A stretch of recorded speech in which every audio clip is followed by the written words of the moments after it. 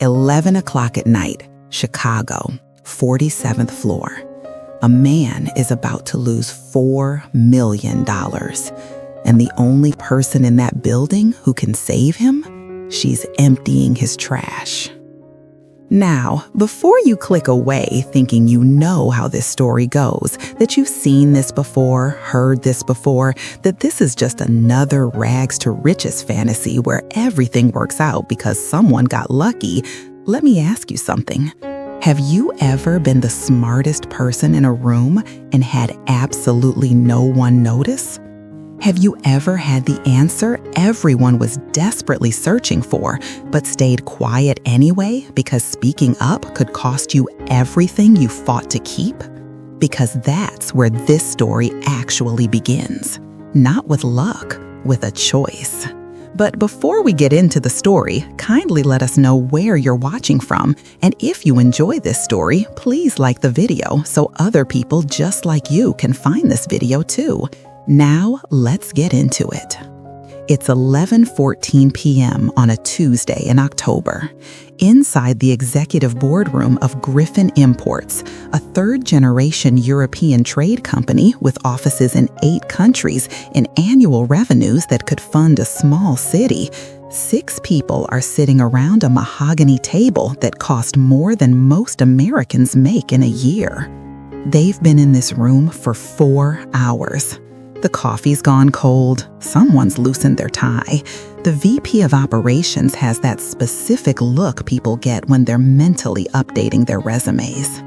And at the head of the table sits Logan Griffin, 36 years old, Princeton undergrad, Wharton MBA, third-generation CEO of a company his grandfather built importing French wine in 1962. Logan Griffin, who has never missed a quarterly target in 7 years.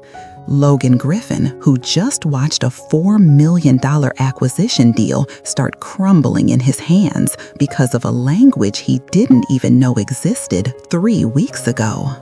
Here's what happened. Griffin Imports had been negotiating for 18 months to acquire exclusive North American distribution rights for a network of Basque artisan producers. We're talking small batch Chocoli wines, hand-loomed textiles, specialty foods that sell for the kind of money that makes regular people wonder who actually buys this stuff. The deal was done. Contracts were ready, champagne on ice. Then, the primary partner, an 83-year-old named Joseba Aguirre who'd spent 60 years building his family's business, had a stroke and died. Suddenly, the distribution rights were frozen in a state litigation. Suddenly, there were 3 different people claiming to be the rightful heir. And suddenly, documents started arriving at Griffin Imports in languages their legal team couldn't read. Not French, not Spanish. Euskara, the Basque language, one of the oldest in Europe, unrelated to any other known language on Earth. Mixed with Catalan legal terminology and formatted according to inheritance laws that most American lawyers have never heard of. Logan had done what people like him do when they hit a problem. He threw money at it. Called translation agencies in New York, Boston, Madrid. Same answer from all of them. 72 hours minimum. Basque legal translators are rare. The ones who also understand Spanish inheritance law? Even rarer. The problem? The deadline to respond, buried somewhere in those documents, might be days away. His lawyers couldn't advise him. His board was getting nervous, and his competition, a German import group that would love nothing more than to watch Griffin Imports stumble, was probably making calls to those same Basque families right now. So here's Logan Griffin at 11:14 p.m., staring at 73 pages of dense legal text in a language that looks, to his English-reading eyes, like someone dropped Scrabble tiles on a page. Letters with accent marks going every direction, words with no vowels, compound phrases that stretch across half a line. His chief counsel has just told him, diplomatically, because you don't tell a CEO we're screwed in those exact words, that without a translation by morning, they'll have to formally withdraw from the negotiation. $4 million, 18 months of work, a market advantage that would have set them up for the next decade. Gone. And that's when Logan does something he'll later realize was equal parts desperation and arrogance. He stands up, picks up the document, and he says, and I want you to really hear this because this is the moment that changes everything.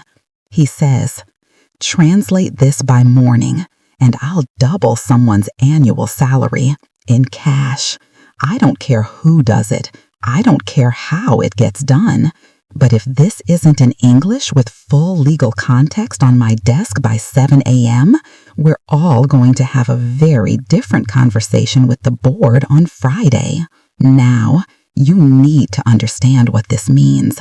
The lowest paid person in that room, the junior paralegal who's basically there to take notes, makes $68,000 a year. Double that, $136,000 cash for one night's work. The corporate attorneys immediately start calling their networks. The VP of operations is texting a contact at the Spanish consulate. Someone suggests routing it to a university linguistics department with an emergency fee. The room fills with that specific kind of controlled chaos that happens when powerful people realize they might not be as powerful as they thought. And that's when the door opens. 11:27 p.m.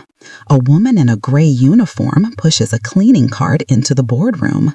She's maybe 5'4", hair pulled back in a practical pony tie, the kind of tired around the eyes that comes from working nights and raising a kid and trying to keep your head above water in a city that gets more expensive every year. Her name tag says Rosie. No last name, just Rosie. And here's the thing you need to know about people who clean office buildings at night. They're invisible. I don't mean that metaphorically. I mean the 6 people in that boardroom, successful, educated, powerful people, literally do not register her presence. She might as well be a piece of furniture. They keep talking, keep texting, keep running through their mental Rolodexes trying to figure out who owes them a favor big enough to pull off a miracle. Rosie moves around the room with the practiced efficiency of someone who's done this 1,000 times. Empties the trash bin by the door, wipes down the coffee station, collects the half-empty cups from around the table, careful not to disturb the papers. She's done this job at Griffin Imports for 7 months now. 10 p.m. to 6 a.m., 5 nights a week. Before this, she cleaned a medical office building in Evanston. Before that, a hotel in the Loop. Before that, an Amazon warehouse out past O'Hare where the fluorescent lights hummed so loud you could hear them in your sleep. 7 jobs in 4 years, all of them the kind of work people do when the career they trained for has been burned to the ground and they're just trying to survive. She's reaching for the trash bin in the corner, the one behind where Logan's standing, when he hears him say it again. Basque legal documents, inheritance dispute, needed translated immediately. And Rosie freezes. Not obviously. She doesn't drop anything or gasp or do anything that would draw attention. But she stops moving for just a fraction of a second because she's looking at the document on the table. And she can read it. Now here's the question. What would you do? You're barely holding on financially. You've got a kid who needs expensive therapy you can't afford. You're working a job where nobody knows your real name, let alone your qualifications. You've been burned before, badly, for speaking up. And you've learned through painful experience that when you're at the bottom of the ladder, opening your mouth usually just gets you stepped on. But you also know you can solve this problem right now, in 30 seconds. Do you stay invisible, or do you risk everything you've carefully, quietly built? Rosie Monroe, And that's her full name, Rosario Delgado Monroe, though nobody in this building has ever asked, makes a decision. She sets down the trash bag, and she speaks. Zorionak, it's a congratulations letter. 6 heads turn, and for the first time in 7 months, the people at Griffin Imports actually see their cleaning lady. Well, not exactly, Rosie says. It's formatted as a congratulations, but it's actually a legal notice about an inheritance dispute. The opening paragraph it's ceremonial, traditional Basque phrasing, but paragraph 3, Hirugaren paragrafua, that's where the legal claim starts. The VP of Operations, a man named Richard Voss, who has an MBA from Columbia and who hasn't said thank you to a service worker in probably a decade, his pen literally slips from his fingers and hits the table. The chief counsel is staring. The junior paralegal's mouth is slightly open. And Logan Griffin? Logan Griffin is looking at this woman in a great janitorial uniform like he's seeing a ghost. You can read this? Yes, Rosie replies. Basque? He asks again. Euskara? Yes. And the legal section's in Catalan, and the notary stamps are in Spanish, but yes, I can read all of it. Now, Logan Griffin didn't get to where he is by being slow. His mind is already moving, already calculating. This woman, this person he's never actually looked at before, might have just solved a $4 million problem. But he's also suspicious because this seems too convenient, too perfect. So he does what executives do. He tests her. What does it say? Summarize it. And this moment right here, this is where Rosie could back down. Could say, oh, I just recognize a few words. You'd need a professional. Could make herself small again. But she doesn't. Rosie. The document is from the Aguirre family estate attorney in Bilbao. It's notifying all parties that Joseba Aguirre's granddaughter, Amaya Aguirre Larraitz, is claiming primary inheritance rights under traditional Basque matrilineal property law, which is still recognized in certain estate structures.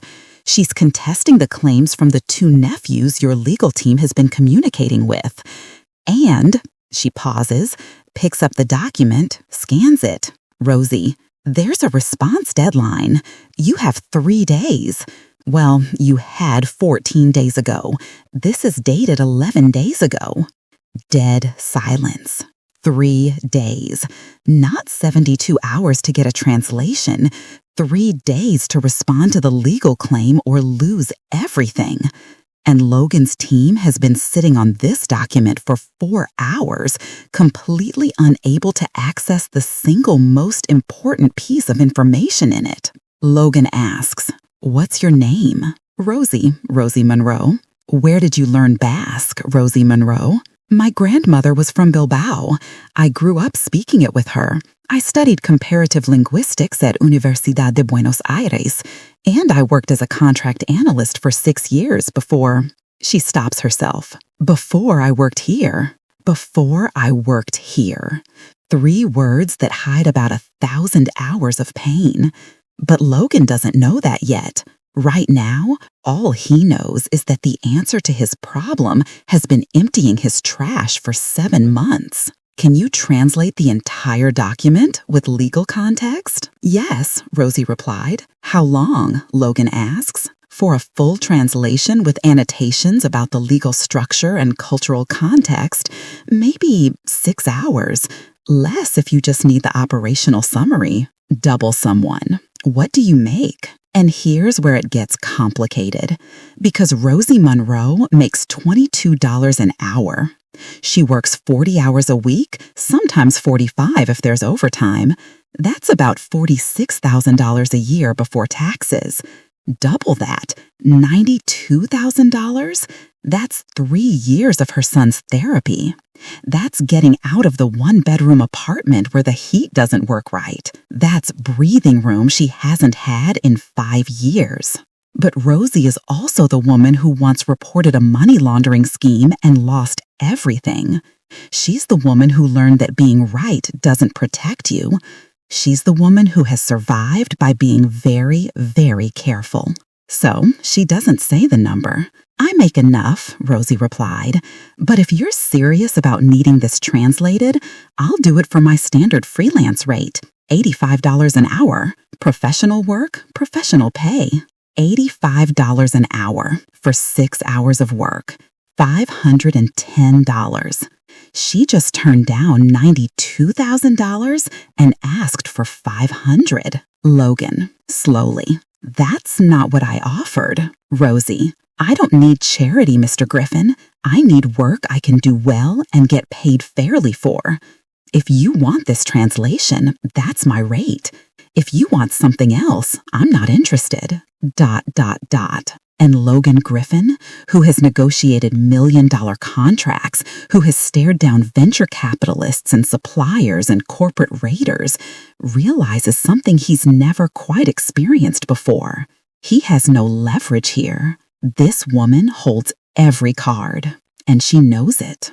Fine, $85 an hour, 6 hours. I need it by 6 a.m. Rosie, you'll have it by 5:30. She picks up the document, walks out of the boardroom, and leaves 6 people sitting in absolute stunned disbelief. The VP of Operations is the first one to speak. Did that just happen? Did the janitor just... Logan cut him short. She's not the janitor anymore. And here's what I want you to understand before we go any further. This isn't a story about a magical discovery. This is a story about what happens when systems are designed to keep certain people invisible, and what happens when someone refuses to stay hidden. Rosie Monroe didn't get lucky. She made a choice that will vindicate her past, reshape her future, and force everyone around her to confront a simple question. How many brilliant people are we not seeing because we've decided they don't matter? It's 11:34 p.m. Rosie Monroe has 5 hours and 56 minutes to translate 73 pages of Basque legal documents. She has an 8-year-old son at home with a babysitter who charges by the hour. She has a past that's about to catch up with her in ways she can't predict. And she has just made herself visible in a world that has spent 5 years trying to erase her. What could possibly go wrong? So that's the first thing you need to understand about this story. Here's the second thing. Logan Griffin is not a villain. I know we met him in a moment of desperation and arrogance, slamming documents on tables, throwing money at problems, making promises he didn't think through. But he's not evil. He's just limited. Limited by the bubble he's lived in his entire life. Limited by never having to think about what happens to people who don't have safety nets. Limited by a worldview where problems get solved by hiring the right expert and writing the right check. He's about to get an education. And let me tell you, watching a powerful man realize that the rules he thought governed the world don't actually work the way he assumed, that's where this gets interesting. Because Logan is going to fall for Rosie. Hard. And before you roll your eyes and think, of course he is, powerful CEO falls for the help, I've seen this movie, it's not going to happen the way you think. It's not going to be some moment where she takes off her glasses and suddenly he sees she's beautiful. It's not going to be him sweeping in to rescue her from her circumstances. It's going to be messy and complicated, and he's going to screw it up multiple times before he understands what she actually needs from him, which is not rescue. It's respect.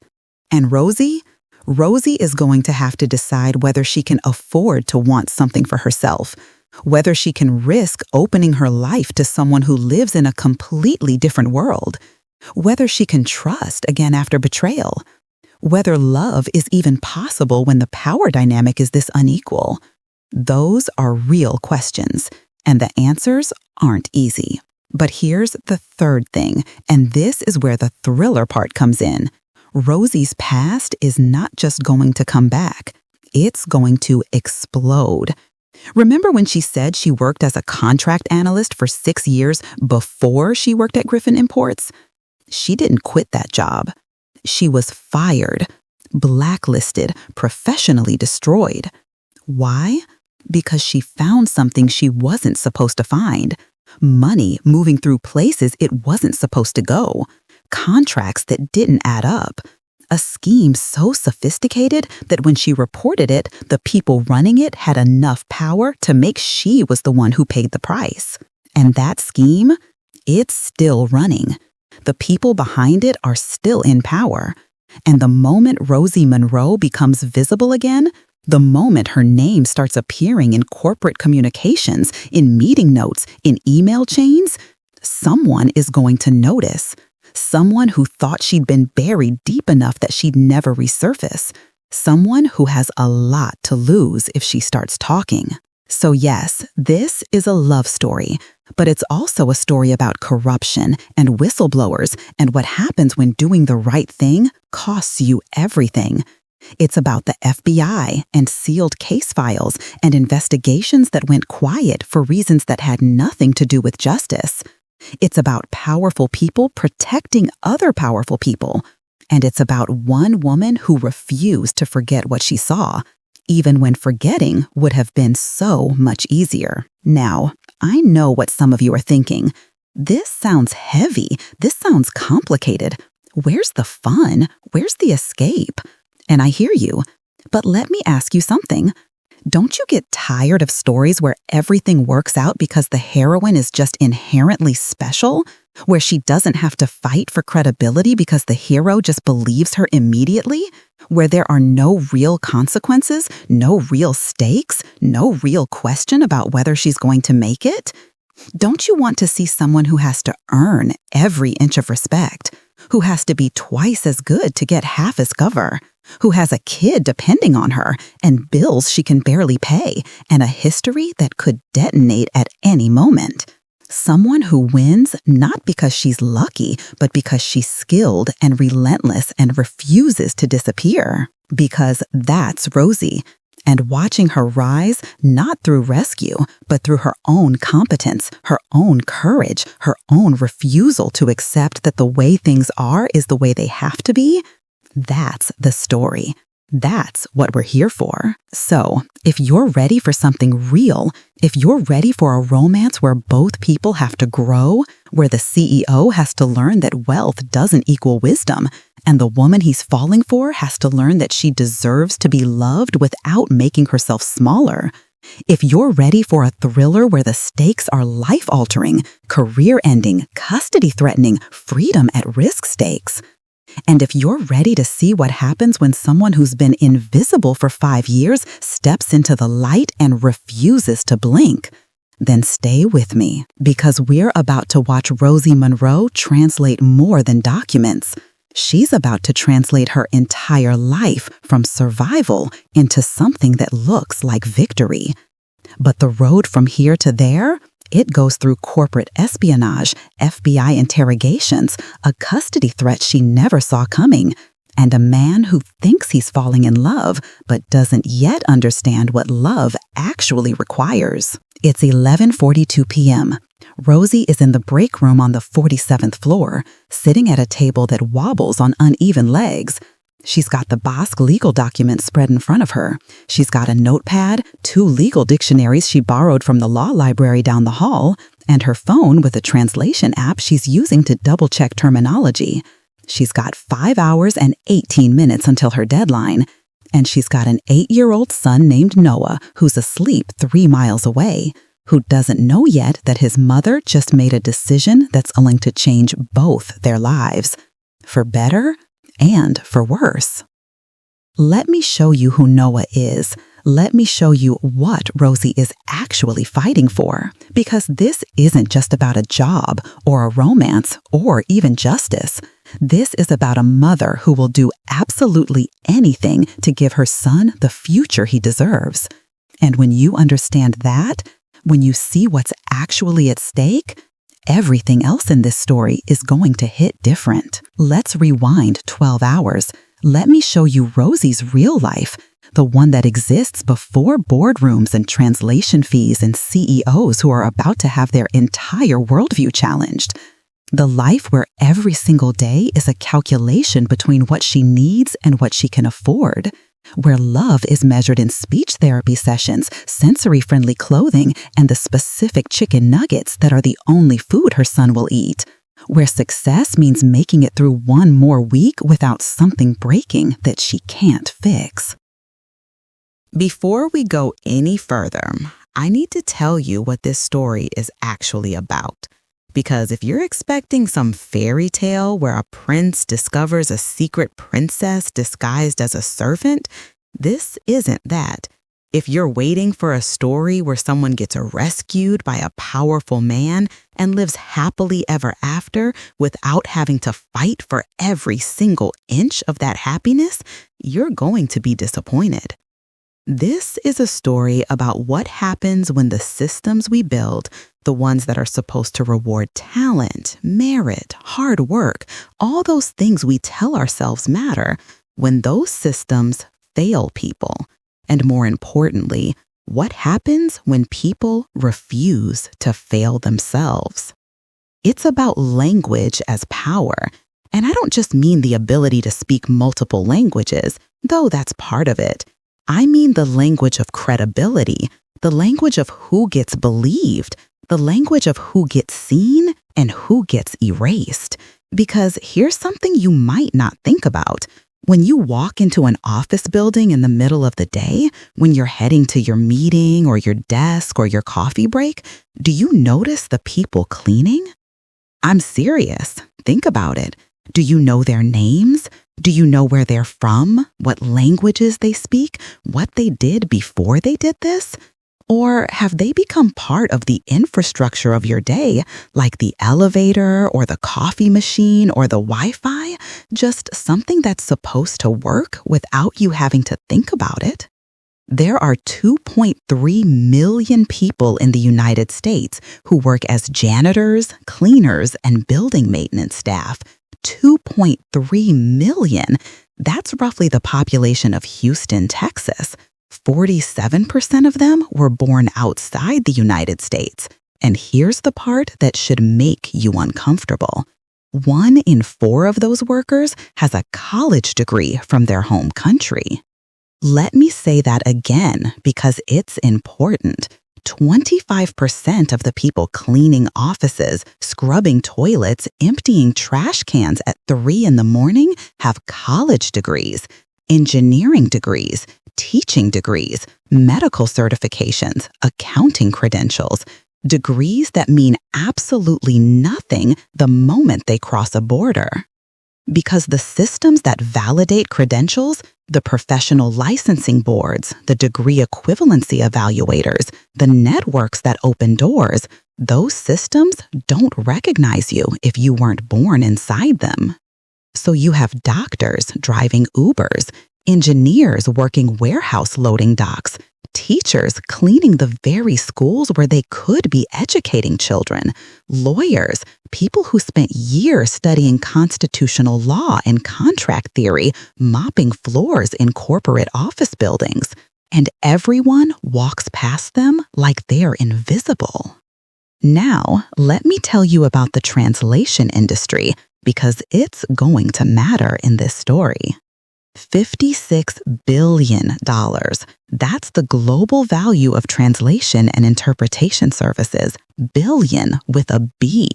Businesses need translators. Governments need translators. Hospitals, courts, schools, international deals that move millions of dollars across borders. All of it requires someone who can move between languages with precision. And you'd think that industry would be based purely on skill, right? You can either translate accurately or you can't. You either understand the linguistic nuances and cultural context or you don't. Simple. Except it's not simple at all, because the translation industry, like so many industries, is gate-kept. You need certifications, you need credentials from specific institutions, you need membership in professional organizations that require degrees from accredited universities, accredited by whose standards? Well, usually Western European or North American standards. You need to have worked for recognized agencies who won't hire you unless you already have experience with other recognized agencies. It's a closed loop. And if you learned your languages outside that loop, if you grew up bilingual in an immigrant household, if you studied at a university in Buenos Aires or Manila or Nairobi that American employers have never heard of, you're locked out. It doesn't matter how fluent you are. It doesn't matter how skilled. The door is closed, and the people inside aren't particularly interested in opening it. So here's what I want you to consider as we go through this story. Rosie Monroe, the one you just met, the one who's about to translate a document that will save a $4 million deal, she didn't suddenly become qualified the moment Logan Griffin noticed her. She was always qualified. She was always brilliant. She was always exactly the person they needed. The only thing that changed is that she became visible. And visibility, as you're about to see, is both a gift and a weapon. Because this is also a story about what it costs to be seen. Rosie has spent 5 years keeping her head down, staying quiet, surviving. She's had her reasons, good reasons, the kind of reasons you develop when the last time you spoke up, the last time you said this is wrong and refused to look away, everything you built came crashing down around you. And now she's made herself visible to exactly the kind of people who have the power to help her or destroy her again. Now, this is where the story really begins. Not in a boardroom, in a one-bedroom apartment in Rogers Park where a woman is already awake at 5:47 in the morning after working all night, where her son is about to wake up, and where she's going to have to be everything he needs, running on 4 hours of sleep and coffee that's more determination than caffeine. This is Rosie's world. Let me show it to you. 5:47 in the morning.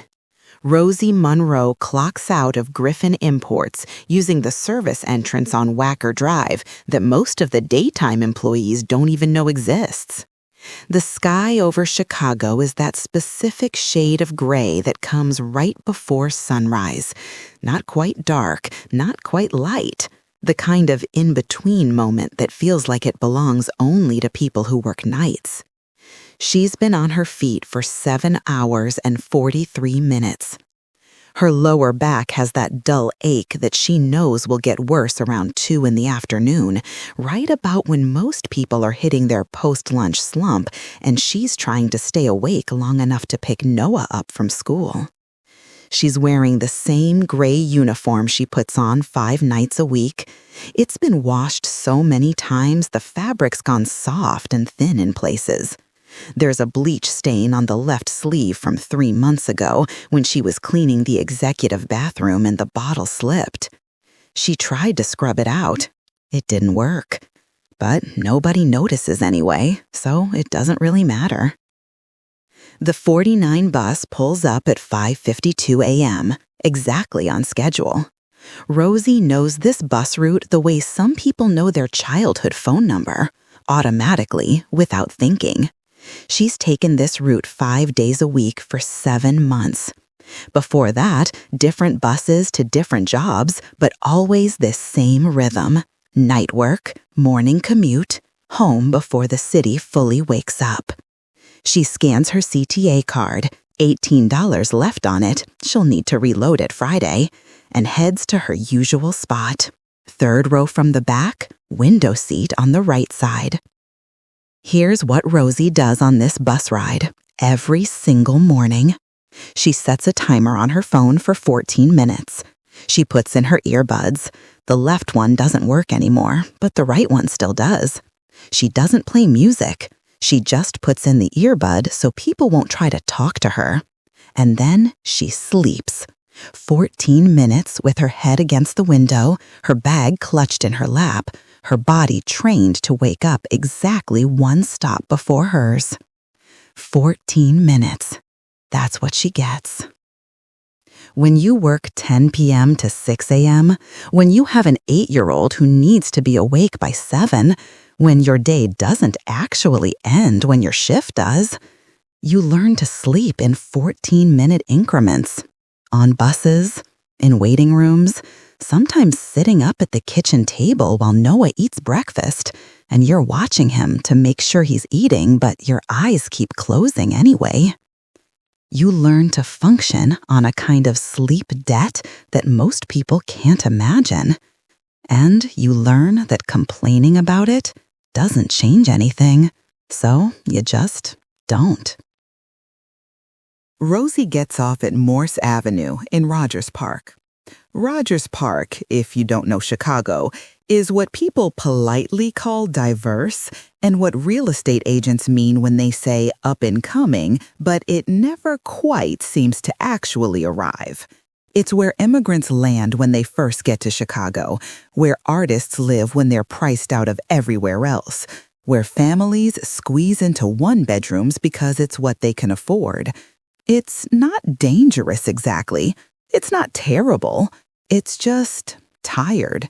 Like everyone who lives there is working twice as hard to stay in the same place. Rosie's first stop is La Esperanza Panaderia on the corner of Morse and Ashland. It's 6:14 in the morning, and the panaderia has been open since 5. The smell of fresh bread hits you the moment the door opens, that yeasty, warm, just out of the oven smell that makes your mouth water even if you're not hungry. Behind the counter is Elena Vasquez, 62 years old, from Puebla originally, been running this place for 19 years. She looks up when Rosie walks in. Smiles. Not the customer service smile, the real one. The original one. Elena, warmly, in Spanish. Rosario, you look exhausted, mija. When don't I look exhausted? Fair point, the usual. Elena asks. Please, and 2 of the conchas. Noah's been asking for them all week. The usual is a café con leche and a piece of tres leches cake that Elena sells by the slice. $4.75 total. Rosie has a loyalty card that Elena stamps. Every 10th visit, she gets the coffee free. It's a small thing, but when you're counting every dollar, small things add up. How is Noah doing? Is he still liking the new teacher? He is. Mrs. Patterson gets him. She doesn't try to force eye contact, doesn't make a big deal when he needs to step out. It's good. Good. That's good. And the therapy? Elena asks again. We're managing. 2 words that mean, no, we can't afford it, but I'm not going to say that out loud, because saying it out loud makes it more real. Elena knows what we're managing means. She's known Rosie for 7 months, but she's known women like Rosie her entire life. Women who work themselves into the ground for their kids. Women who say we're managing when what they mean is, I'm drowning, but I have to keep swimming anyway. Elana is concerned, so she tries to offer a solution. You know, my daughter, Patricia, she works at the clinic on Howard Street. They have a sliding scale program for speech therapy. I could ask her, but Rosie cuts her off promptly. Elena, thank you, really, but we're okay. I've got it handled. But she doesn't have it handled, and accepting help feels too much like admitting defeat, and Rosie can't afford defeat, not even the small kind. It's 6:20 a.m. when Rosie gets to her apartment building. 3 stories, brown brick, built sometime in the 1960s when nobody cared about architectural charm. There's a broken intercom system that the landlord keeps saying he'll fix. a vestibule that smells like old carpet, and whatever someone on the second floor cooks every single night, cabbage maybe, or boiled meat. Rosie climbs to the third floor because the elevator has been broken for 2 months. Apartment 3F. The apartment is quiet when she opens the door. 640 square feet. 1 bedroom, which is Noah's. A living room where Rosie sleeps on a pull-out couch that doesn't pull out anymore, so it's really just a couch. A kitchen that's more like a hallway with appliances. But it's clean. Whatever else you could say about Rosie's life, her home is immaculate. The dishes are done, the floors are swept, Noah's school papers are organized in a bin by the door. When everything else in your life feels chaotic, you control what you can. So when you wonder why Rosie is so careful, so controlled, so unwilling to take risks, when you wonder why she turned down $92,000 and asked for $500, when you wonder why she's kept herself invisible for 5 years, this is why. Because every single decision she makes affects Noah, and she can't afford to get it wrong. Rosie closes Noah's door quietly and goes to the kitchen. She's got an hour before he needs to wake up for school. An hour to make breakfast, pack his lunch, review the visual schedule she keeps on the fridge so he knows what to expect from his day. An hour to transition from night shift cleaning lady to mom. She puts the conchas on a plate for later, makes coffee, sits at the kitchen table with her café con leche from Elena's. And for just a minute, maybe 90 seconds, she lets herself be still. That's when the memories come. The one she usually keeps locked down because thinking about before makes it harder to deal with now. The 5 years ago, Rosie wasn't Rosie. She was Rosario Delgado Monroe, Senior Contract Analyst at Crestview International Solutions Logistics, one of the largest freight forwarding and supply chain management companies in North America. She had an office with a window, not a big window, but a window, 14th floor of a building in the West Loop. She could see a corner of the Chicago River if she leaned the right way.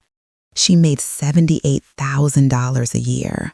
She had health insurance that actually covered things, a 401k with employer matching, business cards with her name embossed in silver. She was good at her job, really good.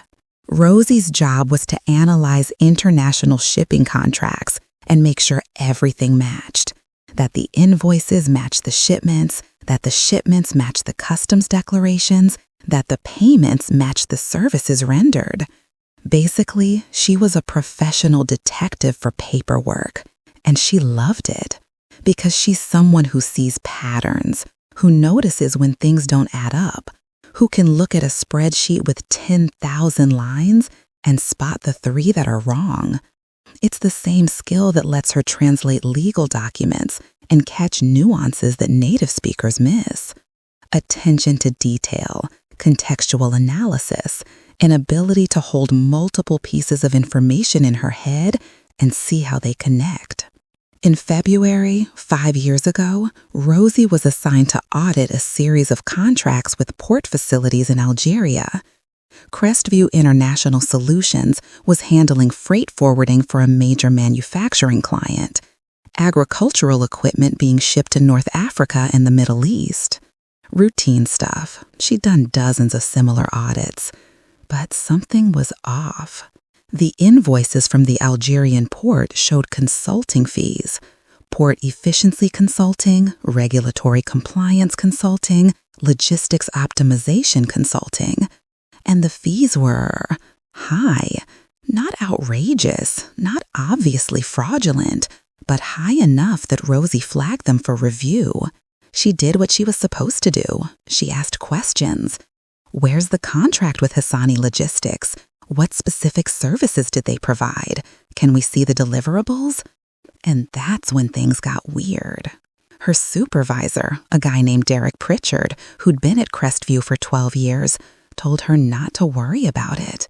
It's already been reviewed by senior management. Everything's fine. But Rosie had learned early in her career that everything's fine usually means someone doesn't want you to look closer. So she looked closer. She pulled the corporate registration for Hassani Logistics Solutions. It existed, registered in Algeria, but there was no website, no public presence, no track record of consulting work. She pulled the bank routing information for where the payments were going.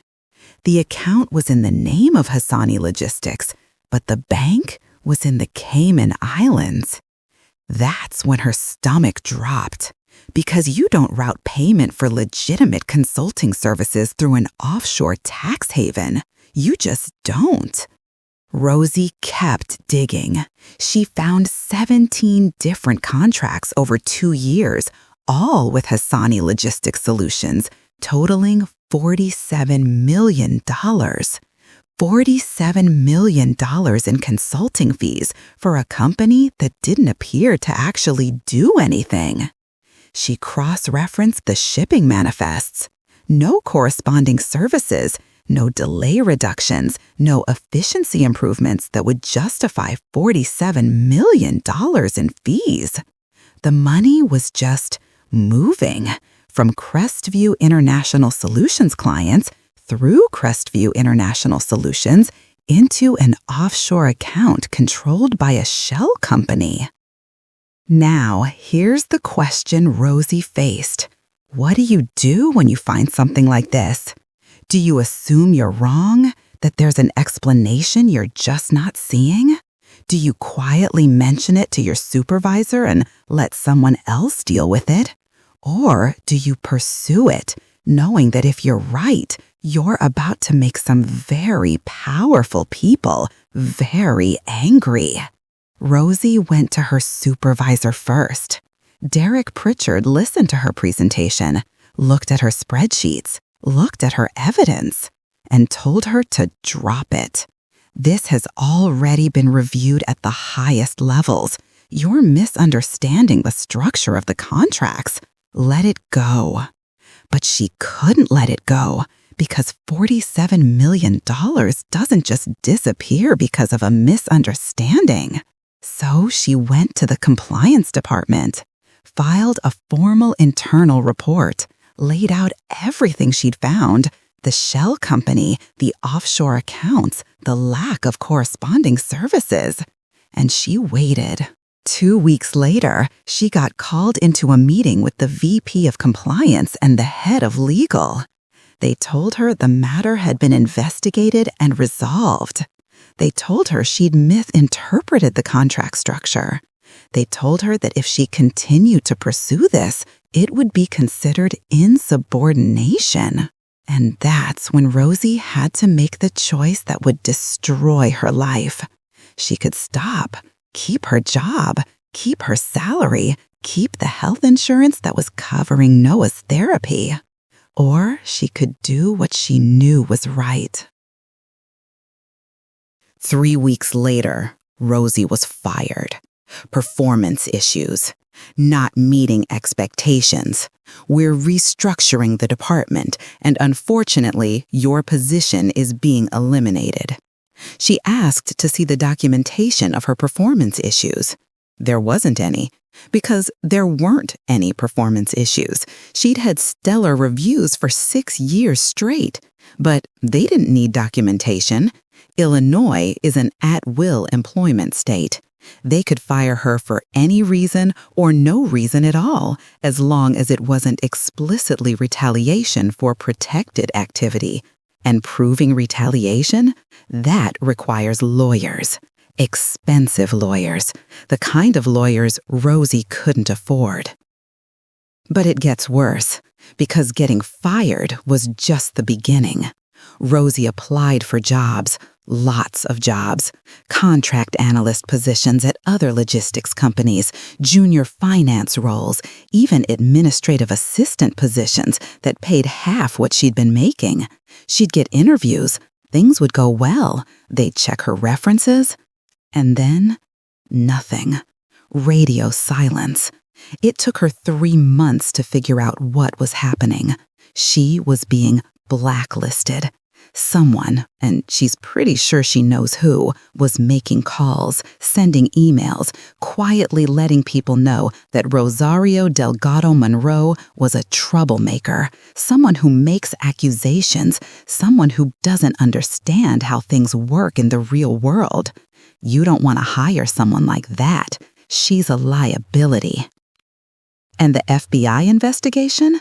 It went quiet. Agent Brennan stopped returning her calls. She checked the federal court database for indictments. Nothing. She filed a Freedom of Information Act request to find out the status of the case. Ongoing investigation. No information can be released at this time. 2 years later, she filed another FOIA request. Same response. To this day, no one from Crestview International Solutions has been charged with anything. So let me tell you what happened to Rosie while she was doing the right thing. She lost her job. She lost her career. She burned through her savings in 4 months trying to keep up with rent and Noah's therapy while she searched for work. Her marriage, which was already strained, collapsed completely. Her husband, Noah's father, Marcus, couldn't handle it. The financial stress, Noah's diagnosis, which came right in the middle of everything. The fact that Rosie was consumed with trying to survive. He left when Noah was 3, moved to Denver for a job, sends $200 a month in child support when he remembers, hasn't seen Noah in 18 months. And Rosie? Rosie moved from a 2-bedroom apartment in Lincoln Park to a studio in Pilsen, then from the studio in Pilsen to a 1-bedroom in Rogers Park. She took a job at an Amazon warehouse, then a job cleaning hotel rooms, then a job at a medical office building. She learned to be invisible. Learned that if you keep your head down, if you don't make waves, if you're just part of the infrastructure, you can survive. You won't thrive. You won't be happy. You won't be using your education or your skills or your brain, but you'll survive. And when you have a kid who depends on you, survival is enough. Until last night, when she decided that maybe, just maybe, survival isn't enough anymore. 7 a.m., Noah's wake-up time. Rosie gets up from the kitchen table, pushes the memories back down where they belong, and becomes mom again. Because that's what you do. You carry your past, you don't let it carry you. While Rosie is waking up her 8-year-old son in a 1-bedroom apartment in Rogers Park, Logan Griffin is finishing his workout on the 42nd floor of his Gold Coast penthouse. Let me show you how the other half lives. Actually, not the other half, the other 0.01%. Logan's penthouse is $8 million worth of floor-to-ceiling windows, imported Italian marble, and the kind of lighting system that automatically adjusts based on the time of day. 3,000 square feet, 3 bedrooms, though he only uses 1, 4 bathrooms, a chef's kitchen he never cooks in because he either eats out or has meals delivered from restaurants that don't have delivery services for normal people. The view looks out over Lake Michigan and the Chicago skyline. On clear days, you can see Michigan across the water. This morning is not a clear day.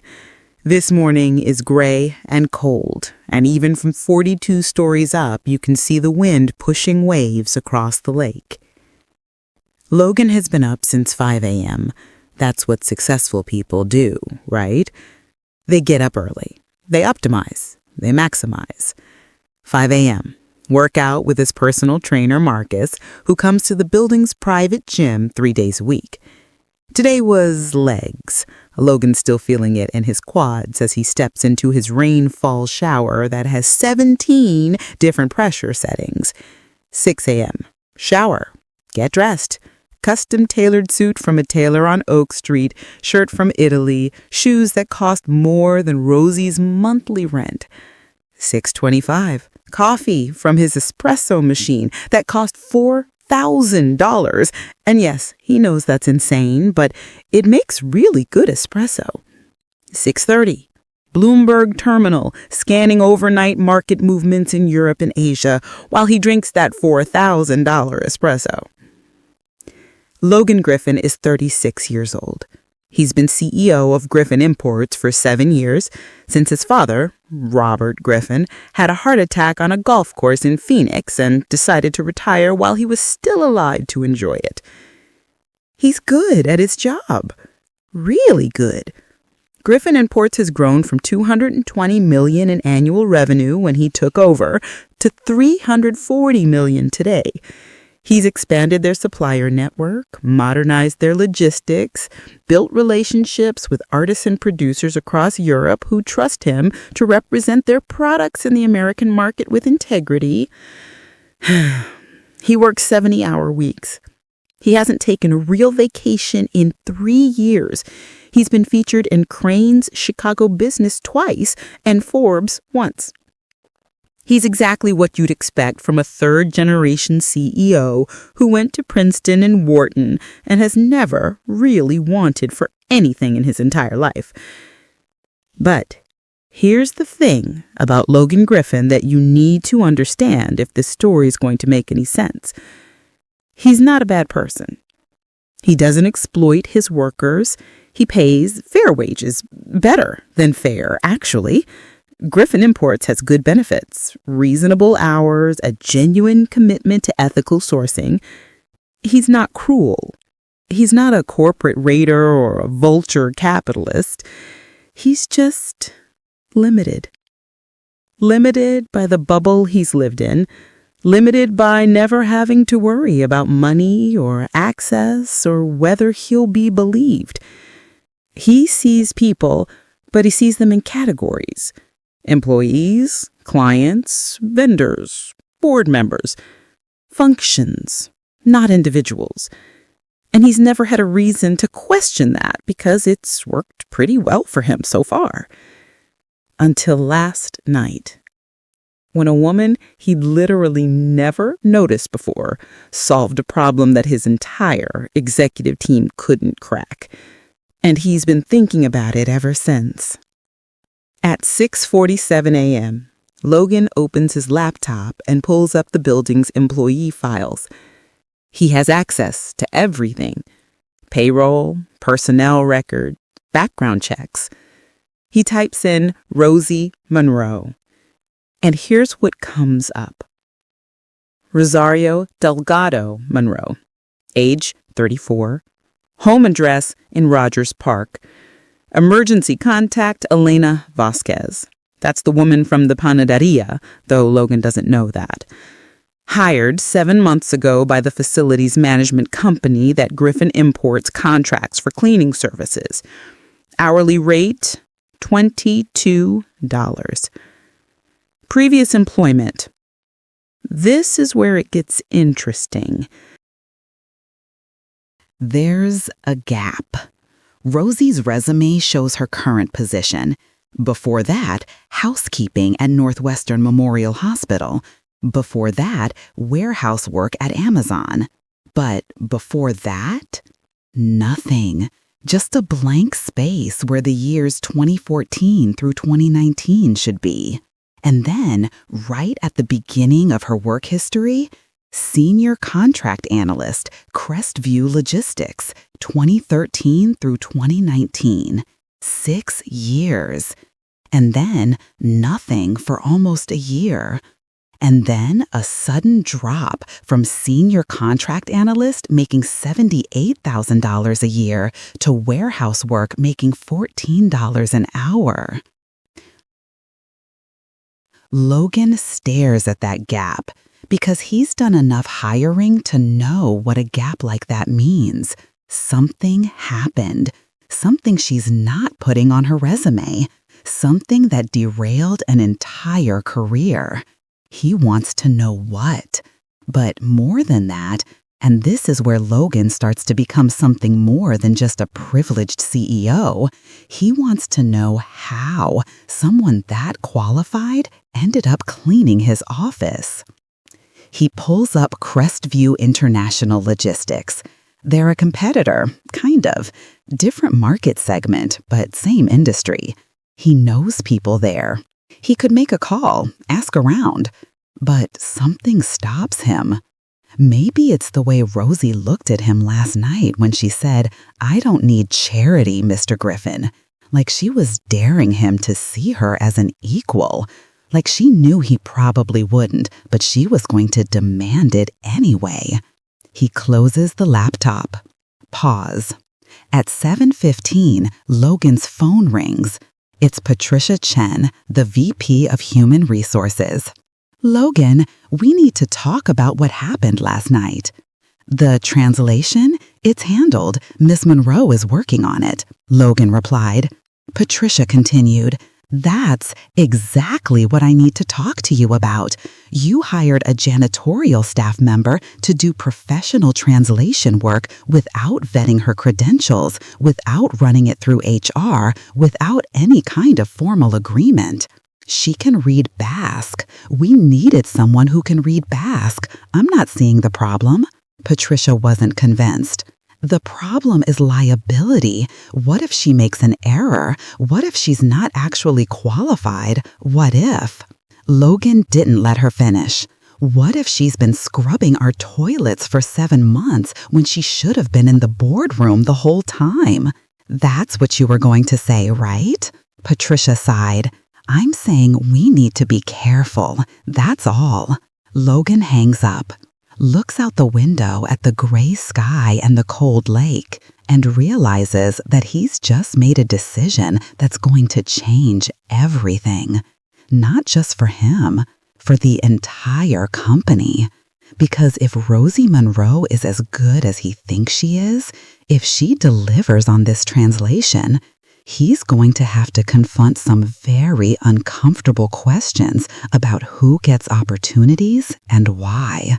And Logan Griffin, despite his privilege, despite his bubble, despite his limitations, he's someone who, when confronted with uncomfortable questions, actually tries to answer them. That's going to matter a lot. It's 7:43 a.m. In Rogers Park, Rosie is walking Noah to the bus stop, making sure he has his noise-canceling headphones and his visual schedule card and the specific kind of granola bar he'll actually eat. In the Gold Coast, Logan is putting on his coat and heading down to his car, a Tesla Model S that he tells himself he bought for environmental reasons, but really bought because it's fast. And in a break room on the 47th floor of Griffin Imports, there's a stack of 73 pages, translated, annotated, cross-referenced, with a cover note in Rosie's careful handwriting. Translation completed, legal analysis attached, 3 days to respond to Amaya Aguirre's claim under Basque matrilineal inheritance law. I've outlined 3 strategic options. Recommend option 2. RM. She didn't just translate the documents, she solved the problem. And when Logan walks into that break room at 8:15 and sees what she's done, that's when everything changes. 8:15 in the morning. Logan Griffin steps off the elevator on the 47th floor of Griffin Imports with a very specific kind of anxiety he's not used to feeling.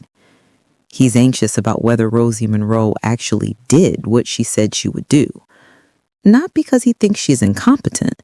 Something about the way she handled herself last night told him she knows exactly what she's doing. But because he's starting to realize he made a decision based on instinct rather than process, and Logan Griffin does not make decisions based on instinct. He makes spreadsheets. He runs scenarios. He consults experts. He does not hire janitors to translate million-dollar legal documents based on a 30-second conversation at 11 o'clock at night. And yet, here he is. The break room on 47 is empty this early. The coffee hasn't been made yet. The lights are on that automatic timer that makes them slightly too bright for 8 a.m. And on the table where Rosie left them, 73 pages. Stacked neatly, corners aligned, with the kind of precision that tells you something about the person who did the work. Logan picks up the first page. Here's what he sees. The original Basque document on the left side of the page, Rosie's English translation on the right. But it's not just translation. Every legal term has a footnote. Every cultural reference has context. Every name has a pronunciation guide. And at the top of the first page, in handwriting that's small and precise, Document 1 of 12, estate notification from the Aguirre family attorney, Bilbao, Spain. Legal framework, Basque civil law, specifically matrilineal inheritance provisions under Article 47, Section 3. Logan keeps reading. Page 3, there's a margin note. Cultural context, the use of Saroniacs, congratulations, in the opening paragraph is traditional Basque formal correspondence. Even in legal disputes, it's not celebratory, it's procedural. Page 7, another note. Translation note, Eteko Negusi doesn't have a direct English equivalent. Literal translation is head of household, but in Basque law, it carries specific inheritance implications. See attached cultural brief. Page 15, critical. Paragraph 6 contains the response deadline, 14 days from document date, November 3rd. Today is November 14th. You have until November 17th at close of business, Spanish time, to respond. That's 3 days, accounting for the 6-hour time difference. Logan flips to the back of the stack. There's a 5-page summary document titled Strategic Analysis and Recommended Response Options. He starts reading. And within 3 paragraphs, he realizes something that's going to change the entire trajectory of this story. Rosie Monroe isn't just qualified to do this work, she's better at it than anyone he's ever hired. The summary breaks down 3 options. Option 1, contest Amaya Aguirre's claim on procedural grounds. Argue that the matrilineal inheritance clause doesn't apply because Joseba Aguirre's will explicitly named his nephews as heirs. Rosie's analysis, low probability of success. Basque law gives precedence to traditional inheritance structures over written wills when the estate includes ancestral property. The vineyard in question has been in the Aguirre family for 6 generations. Definitely ancestral. You'll lose, and you'll damage relations with the family. Option 2. Negotiate directly with Amalia Aguirre for shared distribution rights or a licensing agreement that benefits both parties. Rosie's analysis, highest probability of success. Amalia is a Beta Culture graduate from University del País Vasco. She knows wine. She's not trying to destroy the business. She's trying to claim what is legally hers. A partnership approach respects Basque law, preserves the relationship, and potentially gives you a stronger connection to the family legacy. Recommend this option. Option 3. Withdraw from the deal entirely and pursue alternative suppliers. Rosie's analysis, lowest risk but significant opportunity cost. You've invested 18 months in this relationship. Walking away now signals to other Basque producers that you don't understand local customs and law could harm future negotiations in the region. At the bottom of the summary, there's one more note. I've drafted an initial outreach email to Amaya Aguirre in Spanish. She's more comfortable in Spanish than English based on her public professional profile. If you choose option 2, you can use this as a template. I've also included her contact information and a brief bio so you understand who you're negotiating with. RM. Logan sits down. Just sits. Because what he's holding in his hands isn't just a translation. It's a complete strategic solution to a problem that has been keeping him up at night for 3 weeks. And it was delivered in 5.5 hours by a woman making $22 an hour to empty trash cans. He pulls out his phone, opens the employee contact database, finds Rosie Monroe's number, stares at it for a solid 10 seconds, and then he does something that's going to set off a chain reaction he can't possibly predict. He calls her.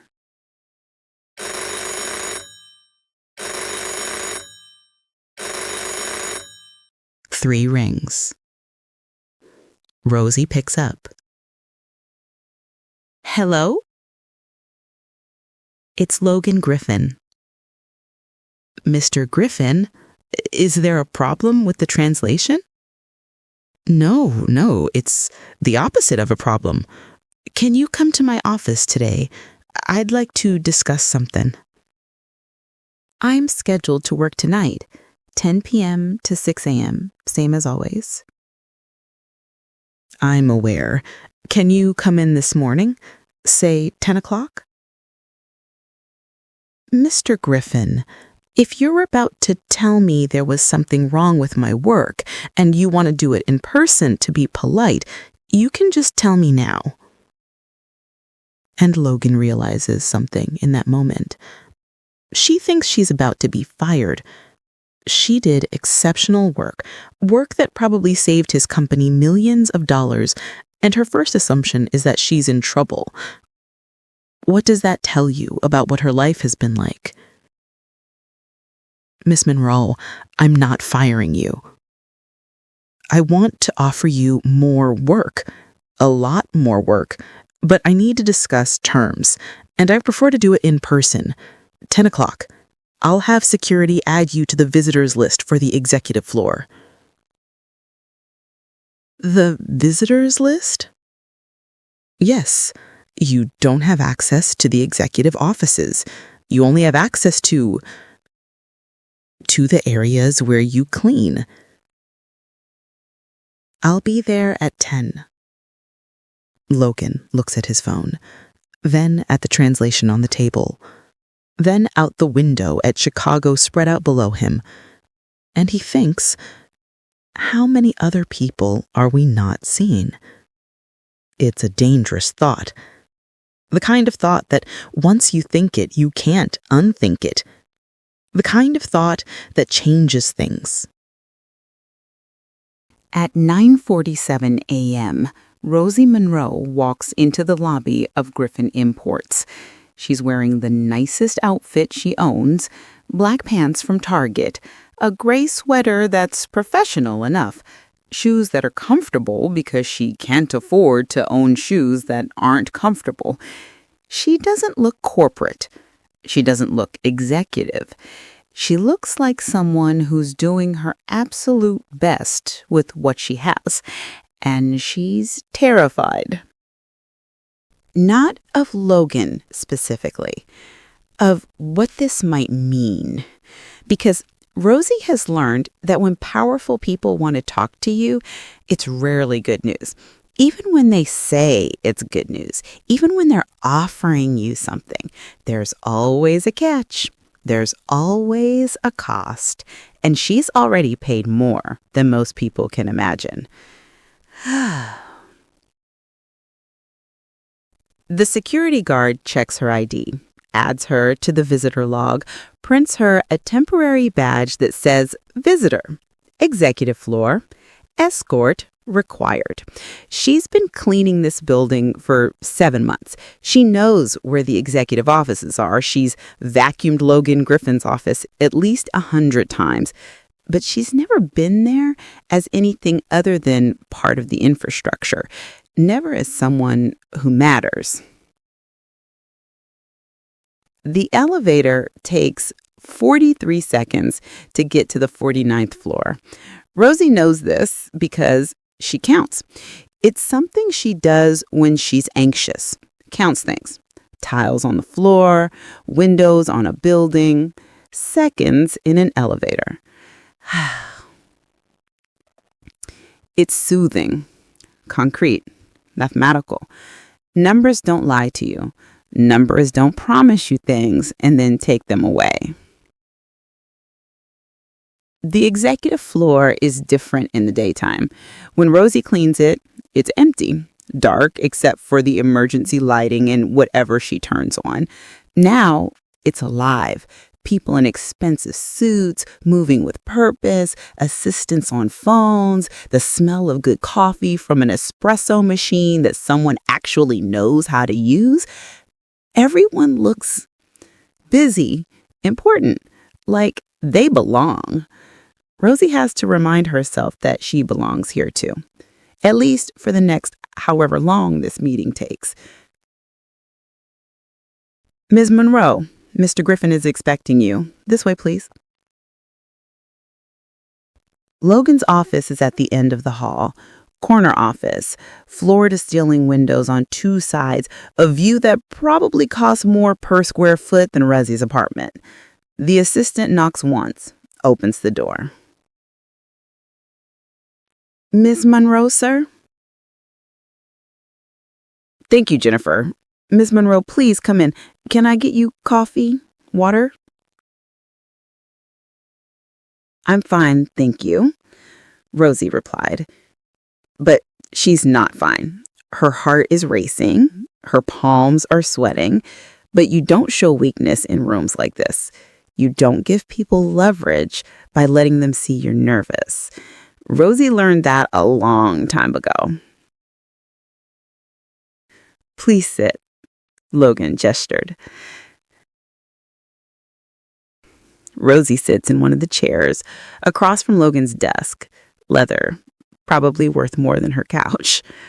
Logan doesn't sit behind his desk. Some instinct tells him that would be too much of a power play.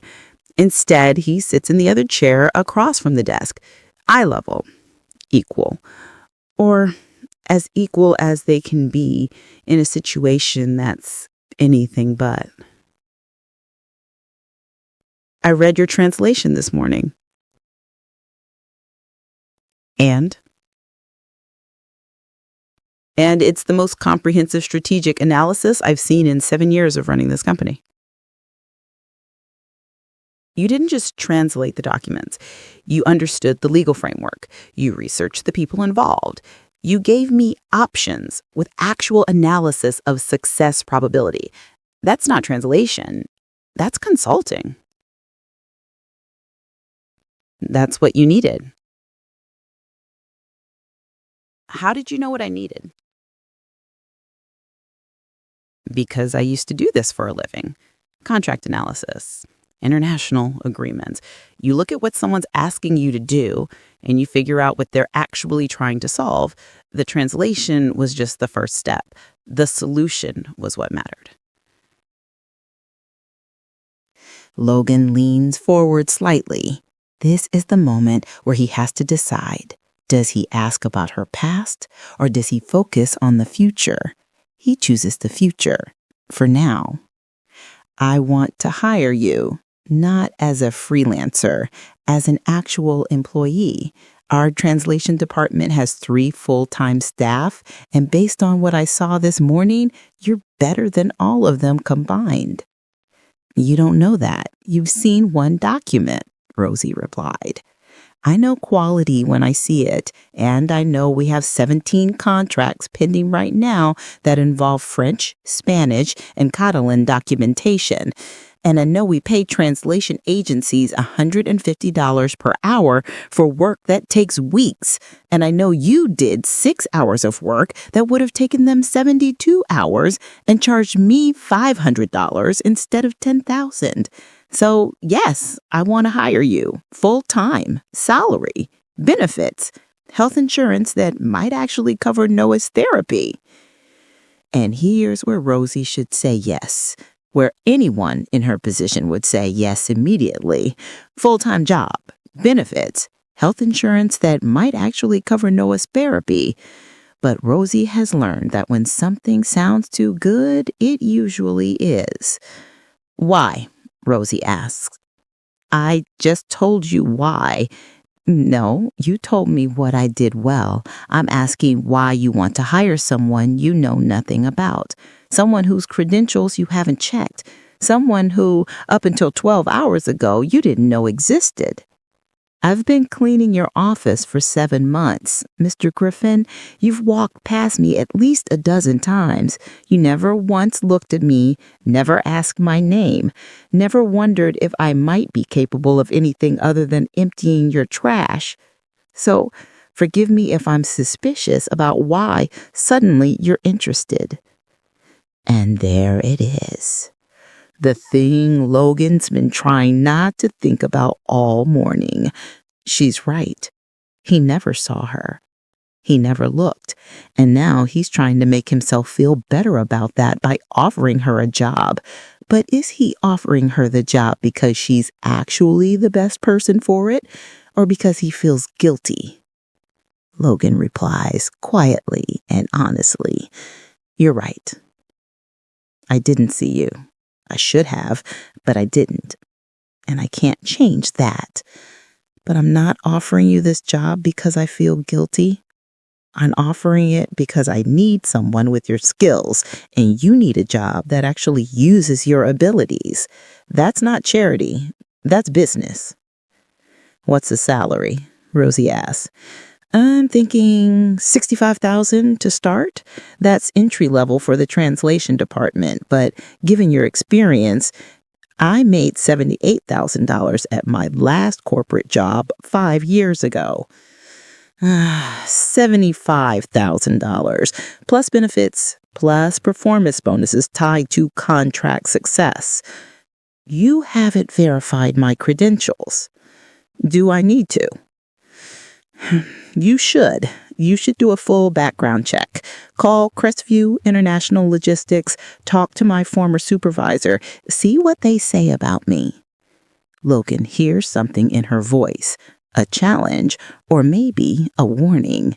She's telling him to look into her past, which means either she has nothing to hide, or she wants him to find out what happened so she doesn't have to explain it herself.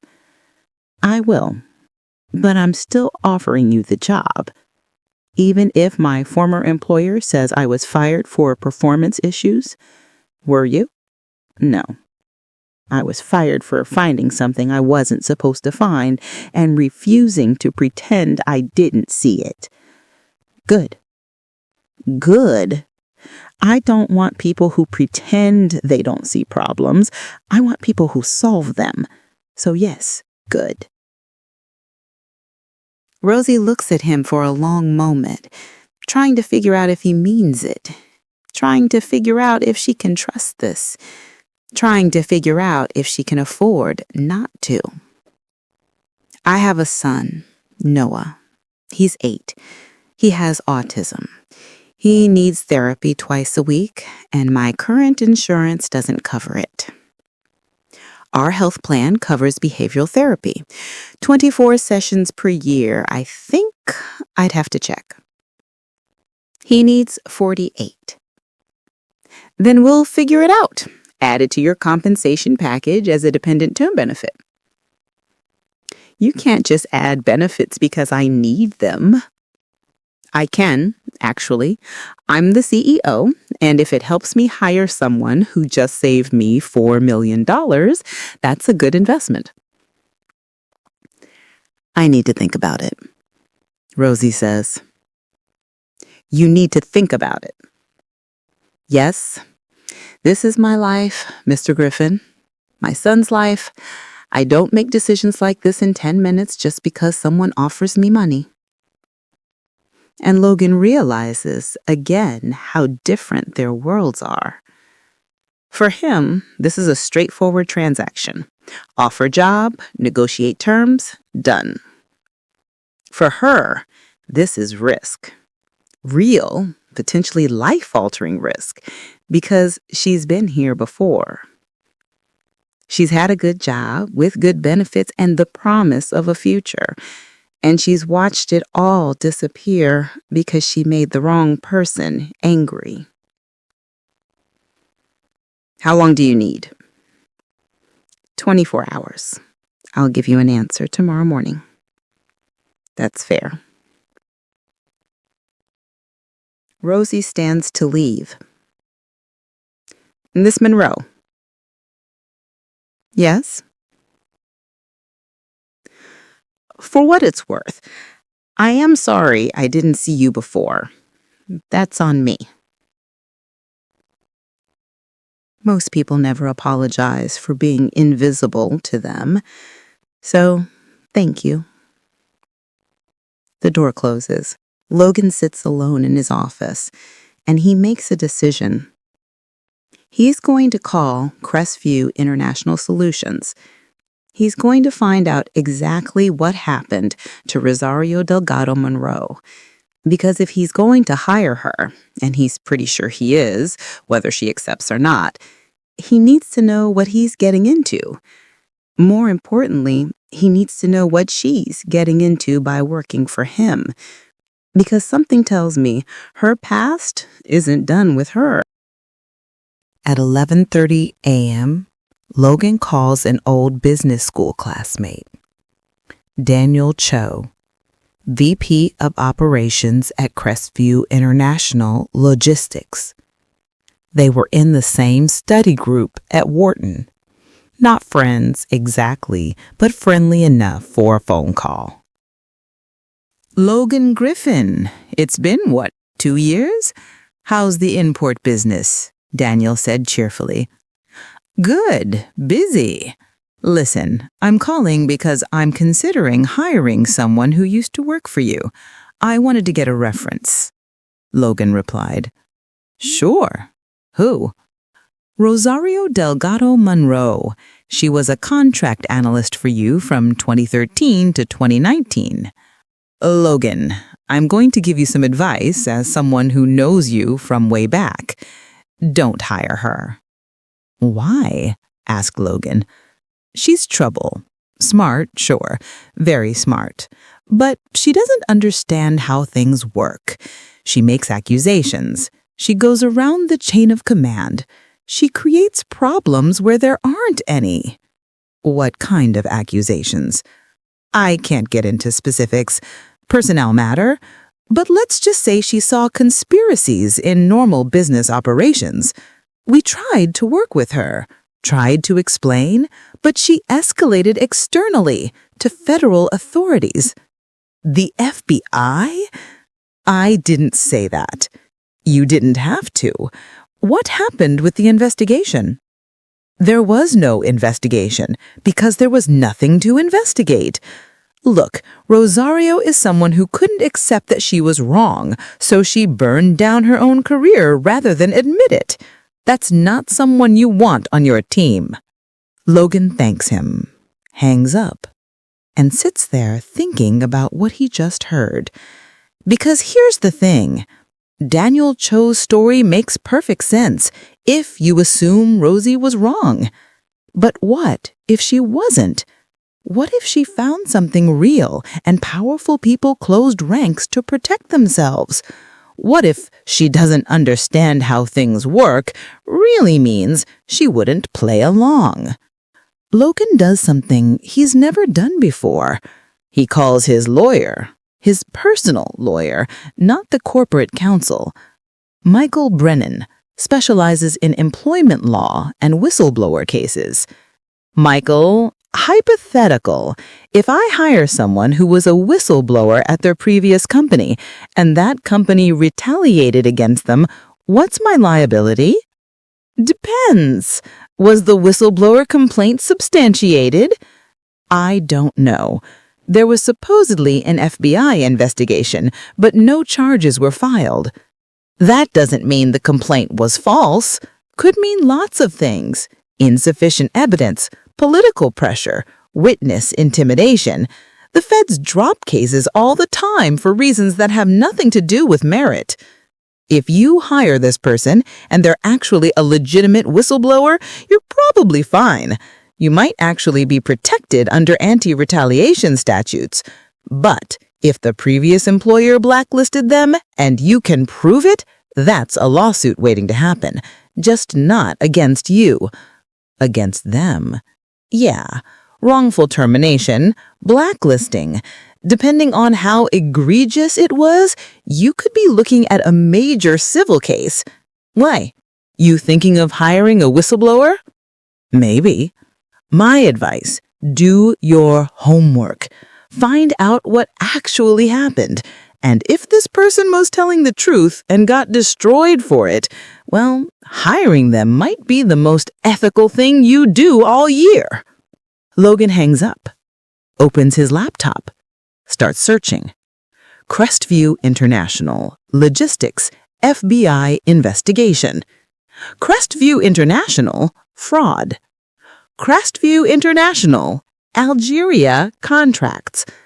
For 2 hours, he digs. And here's what he finds. Not much. A few buried news articles from 5 years ago about Crestview International being questioned about contract irregularities in North Africa. One article mentions that the inquiry was dropped due to insufficient evidence to proceed. Another article, from a smaller financial blog, mentions unnamed whistleblowers whose testimony was deemed unreliable, but nothing concrete. Nothing that proves Rosie was right, and nothing that proves she was wrong. At 2:15 p.m., Logan gets an email from Rosie. Subject line, decision. He opens it. Mr. Griffin, I've thought about your offer, but before I give you an answer, I need you to understand something. I was fired from Crestview International because I reported financial fraud to the FBI. The investigation was dropped, but not because I was wrong. I was right. I'm still right. And if you hire me, you need to know that I don't look the other way when something's wrong. I can't. I tried, and it nearly destroyed me. So if you want someone who will keep quiet and not make waves, I'm not that person. But if you want someone who will work harder than anyone else, who will be loyal to you as long as you're doing the right thing, and who will bring the same skills I used to find fraud at Crestview to finding solutions at Griffin Imports, then yes, I accept the job. Rosario Delgado Monroe. Logan reads it 3 times, and then he does something that will change everything. He replies, Miss Delgado Monroe, I don't want someone who keeps quiet. I want someone who tells the truth. Welcome to Griffin Imports. Your start date is Monday. We'll work out the details tomorrow. Logan Griffin. He hits send. And just like that, Rosie Monroe becomes Rosie Delgado Monroe again. Not the invisible janitor, not the woman who's been erased, the woman who refused to disappear.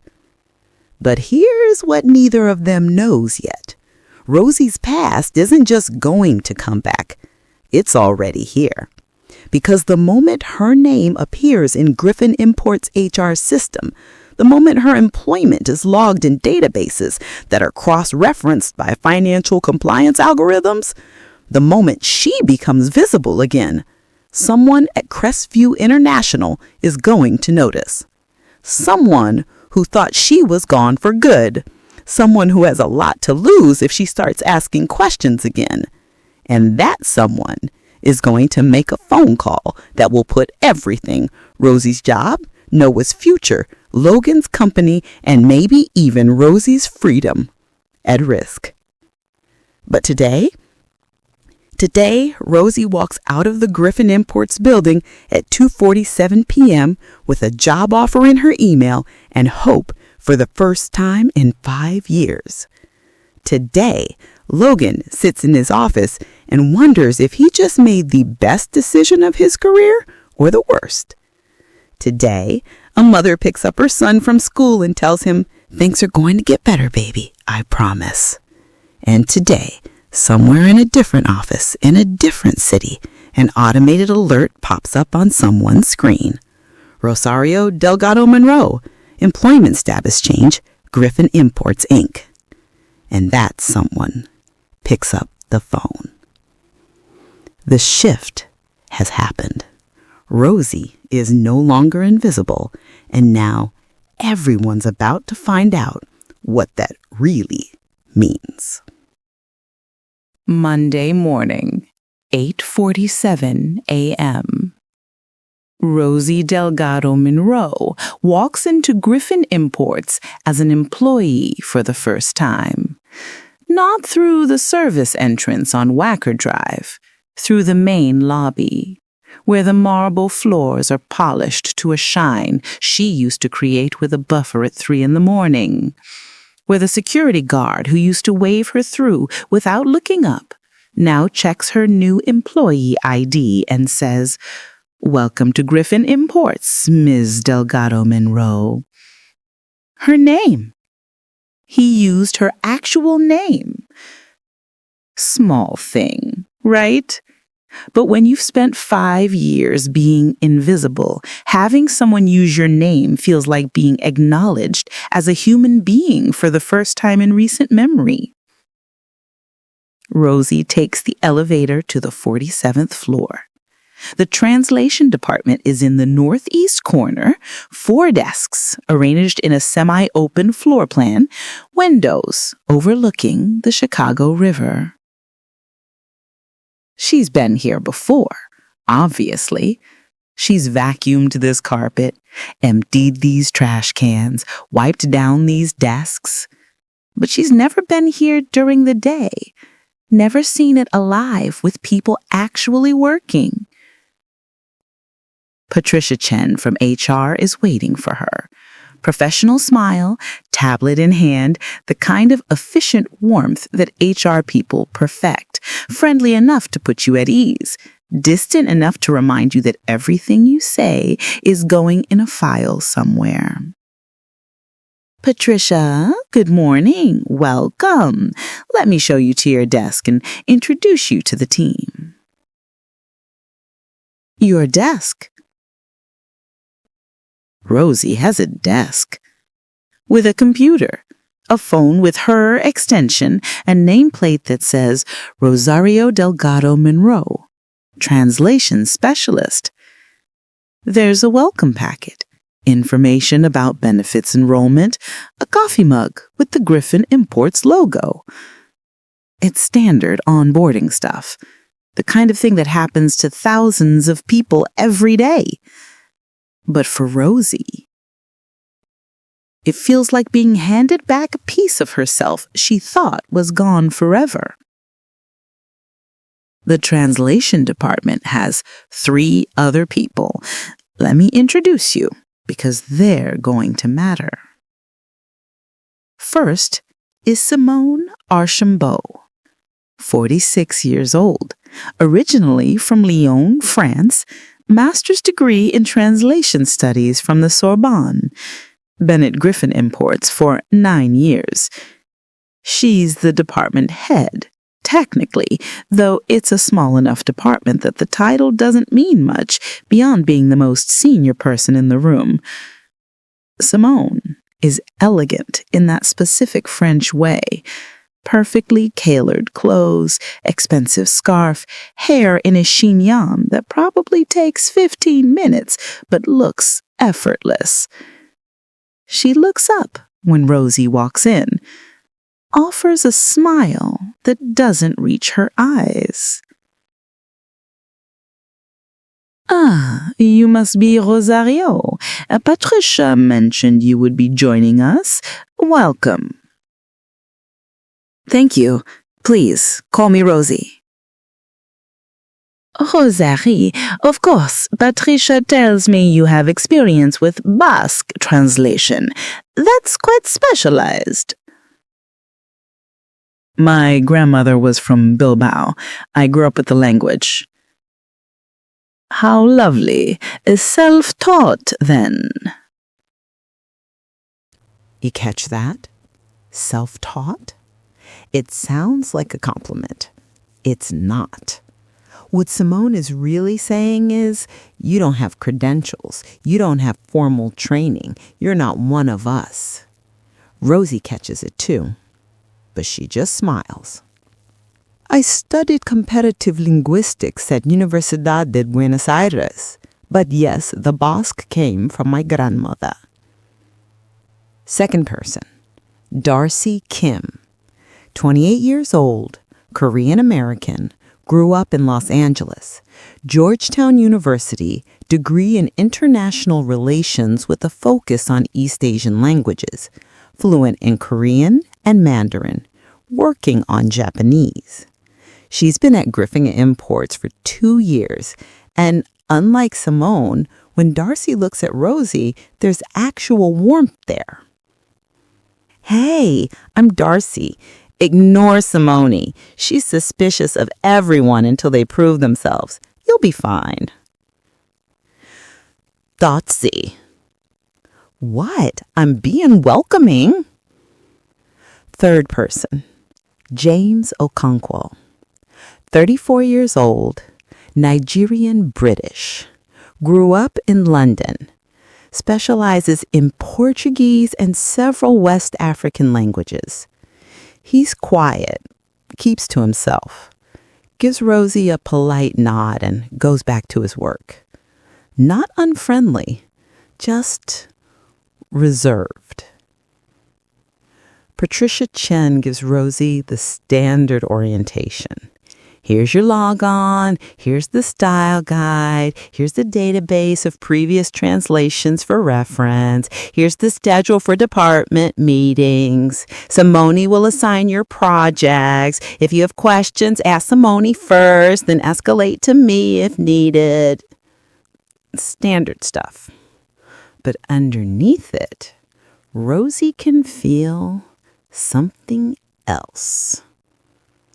Tension. Because she wasn't hired through normal channels. She didn't apply. She didn't interview with the department.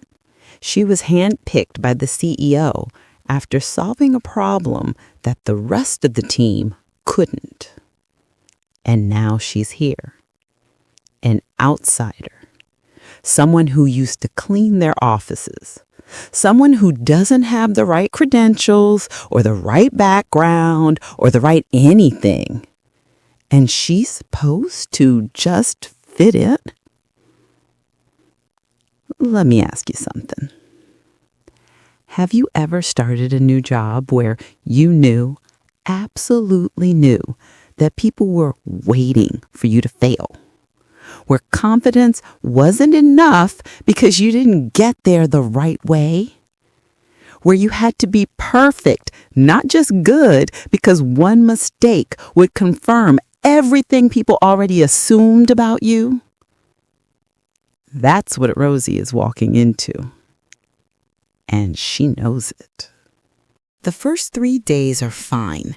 Rosie gets assigned translations, straightforward stuff. Spanish contracts, French correspondence, one Catalan technical manual for a textile import. She does the work. She does it well. Simone reviews everything she submits with what can only be described as aggressive thoroughness, checking every word choice, questioning every interpretation, leaving comments in the margins like, "Are you certain this is the correct register for formal business correspondence?" Or, "Please provide citation for this translation of technical terminology." It's professional. It's technically appropriate for a supervisor reviewing a new employee's work, but it's also designed to remind Rosie that she's being watched, that she's not trusted yet, that one mistake will be magnified. Darcy notices, On Wednesday afternoon, she stops by Rosie's desk after Simone leaves for a meeting. "Hey, you doing okay?" "I'm fine. Why?" Because Simone is being Simone. She does this with everyone new, but especially with people she sees as a threat. "I'm not a threat. I'm just trying to do my job." You translated a document that saved the company $4 million in your first week before you were even officially hired. You made the entire department look bad, and you didn't even mean to. I'm not saying it's fair. I'm saying watch your back. Simone's been here 9 years.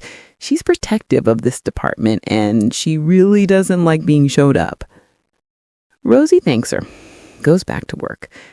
But she files that information away because she's been here before. She's been the person who's too good at something people don't want her to be good at. She knows how this goes. Thursday morning, 10 a.m.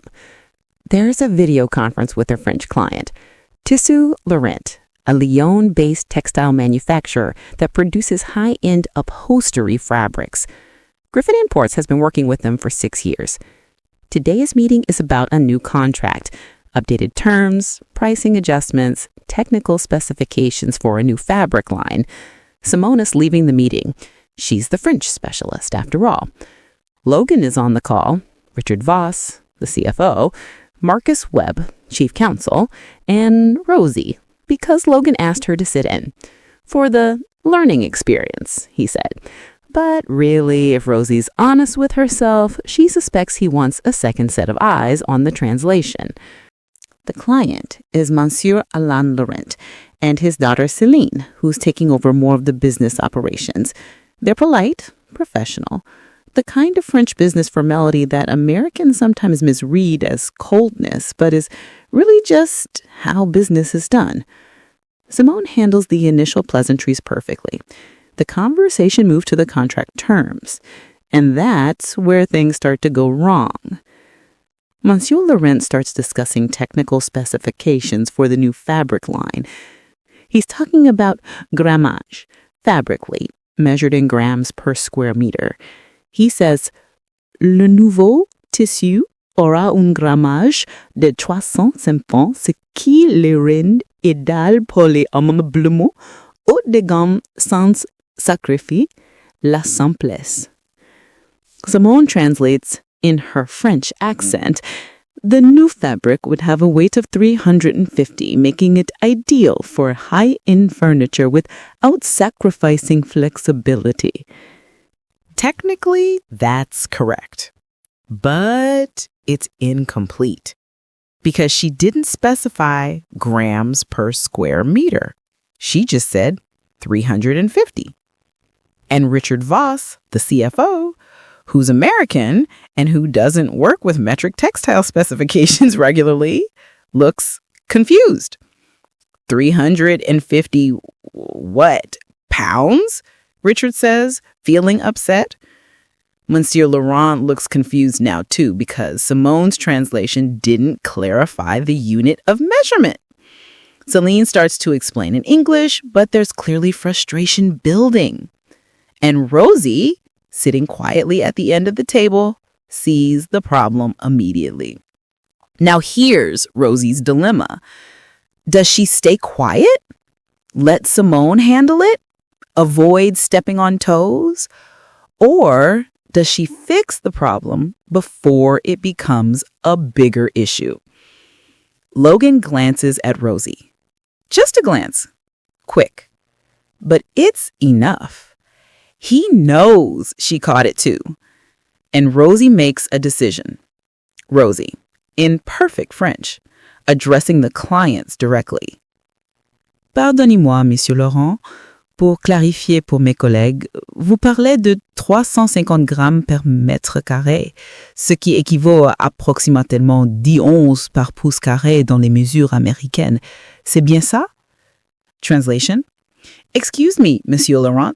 To clarify for my colleagues, you're speaking of 350 grams per square meter, which equals approximately 10 ounces per square yard in American measurements. Is that correct? Exactement. Oui, merci. 350 grammes par mètre carré. Celine, impressed. Ah, enfin quelqu'un qui comprend les spécifications techniques. Vous travaillez dans le textile? Finally, someone who understands technical specifications. Do you work in textiles? No, but I have experience with import contracts. The details technicals are important. No, but I have experience with import contracts. The technical details matter. The meeting continues smoothly after that. Celine starts directing some of her technical questions directly to Rosie, who translates and clarifies for the American team. Richard Voss is taking notes. Marcus Webb is nodding along. Logan is watching Rosie with an expression that's part admiration, part something else he's not quite ready to name yet. And Simone? Simone is sitting very still. Her face is professionally neutral, but if you know what to look for, you can see it. The slight tightness around her mouth, the way her hands are clasped just a little too firmly in her lap. She's been humiliated. Not dramatically, not obviously, but in front of a client she's worked with for 6 years, in front of the CEO, by the new employee who's been here less than a week. The meeting ends at 11:30. Everyone thanks everyone. The French clients disconnect. Logan stands. Good work, everyone. Rosie, thank you for the clarification on the technical specs. That was helpful. Of course. Rosie, Simone, can we touch base this afternoon about the contract language? I want to make sure we're aligned on the technical terminology before we send the final draft. Certainly. Everyone files out of the conference room, except Simone, who stays behind for just a moment, collecting her papers with movements that are just a little too precise, and Darcy, who saw the whole thing, catches Rosie in the hallway. You just made an enemy. I was helping.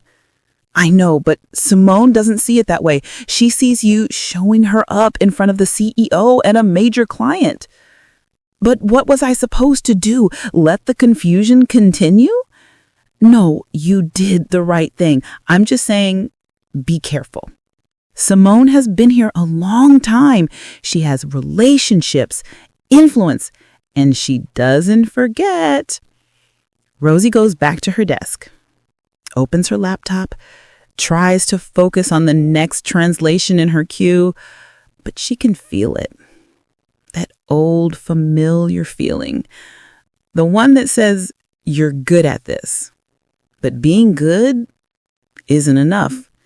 Being good just makes you a target. Over the next 2 weeks, Logan starts to notice things about Rosie. Not just her work, though her work is exceptional, consistently better than anyone else in the department, but her, the person. Like how she leaves every day at exactly 3:15 p.m. Doesn't matter what she's working on, doesn't matter if there's a deadline looming. 3:15, she saves her work, closes her laptop, and leaves. Most of the executive team works until 6, 7, sometimes 9 at night. But Rosie is gone by 3:15. And Logan notices because if he's honest with himself, he started paying attention to when she's there and when she's not. He notices that she eats lunch at her desk every single day. Never goes out with Darcy and James when they grab sandwiches from the place downstairs. Never joins the occasional group lunch when someone's celebrating a birthday. She brings food from home, usually leftovers, sometimes just rice and beans in a Tupperware container. She eats while she works. And Logan wonders, is that preference or necessity? He notices that she never, ever talks about her personal life. Darcy will mention her weekend plans. James talks about his husband sometimes. But Rosie? Nothing. If someone asks about her weekend, she says it was fine. If someone asks if she has plans for the evening, she says she's busy. She's friendly, professional, helpful, but private. Carefully, deliberately private. Like she's drawn a line between work Rosie and real Rosie, and she's not letting anyone cross it. And then, on a Tuesday in early December, something happens that changes everything. 2:37 p.m. Rosie is in the middle of translating a Spanish contract. Her desk phone rings. She answers, expecting a client or maybe someone from another department, but is not. This is Rosie. Miss Monroe, this is Vice Principal Davis from Northside Elementary. I'm calling about Noah. Is he hurt? Rosie asks worryingly. No, he's not hurt, but he's having a difficult day. He had a meltdown during the transition from lunch to classroom, and we haven't been able to help him regulate. We think it would be best if you could come pick him up. What happened? Rosie asks. The cafeteria was louder than usual today. They're doing some construction in the hallway and the noise carried. Noah got overwhelmed. He's safe. He's in the quiet room with Mrs. Patterson, but he's asking for you. I'll be there as soon as I can. She hangs up and just sits there for a moment. Her face has gone pale. Her hands are shaking slightly. Darcy looks over from her desk. Rosie, you okay? I have to go. Family emergency. She stands up, grabs her bag, starts toward the door, and then she stops. Because she has a contract translation due in 2 hours, a contract that's going to a client in Barcelona tomorrow morning. Here's what's running through Rosie's mind right now. If she leaves, the translation doesn't get done. If the translation doesn't get done, she looks unreliable. If she looks unreliable, she confirms every doubt that people like Simone already have about her. She's been here 3 weeks. 3 weeks! She doesn't have the political capital to miss a deadline. She doesn't have the benefit of the doubt.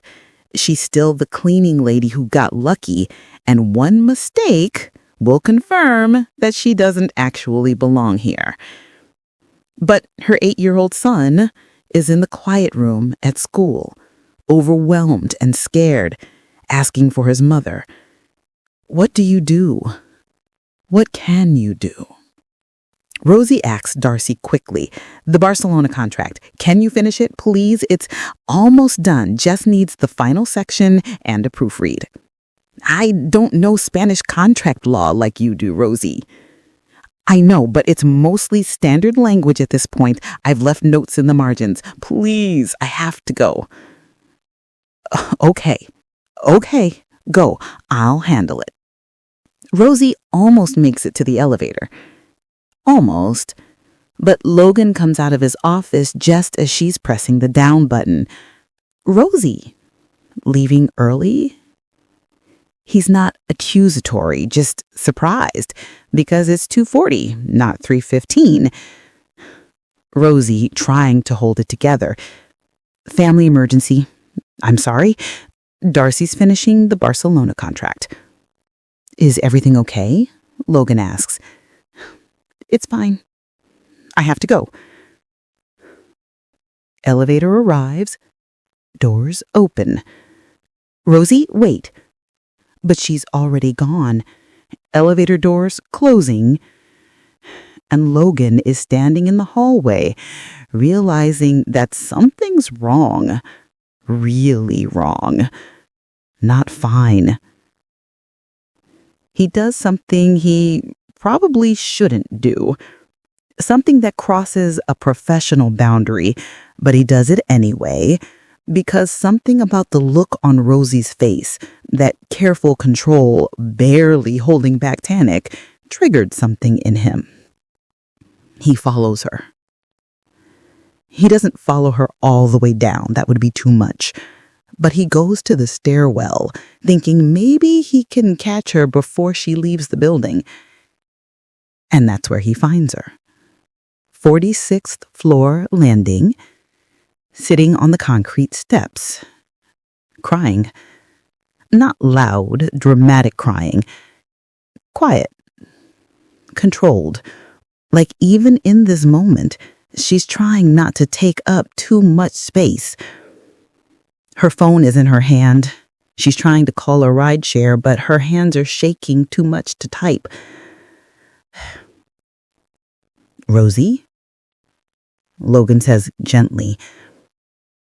She looks up, sees him, and immediately wipes her face, trying to pull herself back together. I'm fine. I just needed a minute. You're not fine, Rosie. What happened? My son's school called. He's having a hard day. I need to pick him up. Then go. Why are you sitting here? Because I have a contract due in 2 hours, and if I don't finish it, I look like I can't handle the workload. And I've been here 3 weeks, Logan. 3 weeks. I can't afford to look like I can't handle it. Your son needs you. I know that. But I also need this job. And those two things are in conflict right now, and I'm trying to figure out how to do both. And I can't. I can't be in 2 places at once. Logan sits down on the step next to her, and for a long moment, he doesn't say anything because he's realizing something. He's never had to make this choice. He's never had to choose between his career and someone who needs him. Because when you're the CEO, when you're the one with power, you just do both. You take a personal call in the middle of a meeting, you leave early for a family thing, and no one questions it. You have flexibility because you make the rules.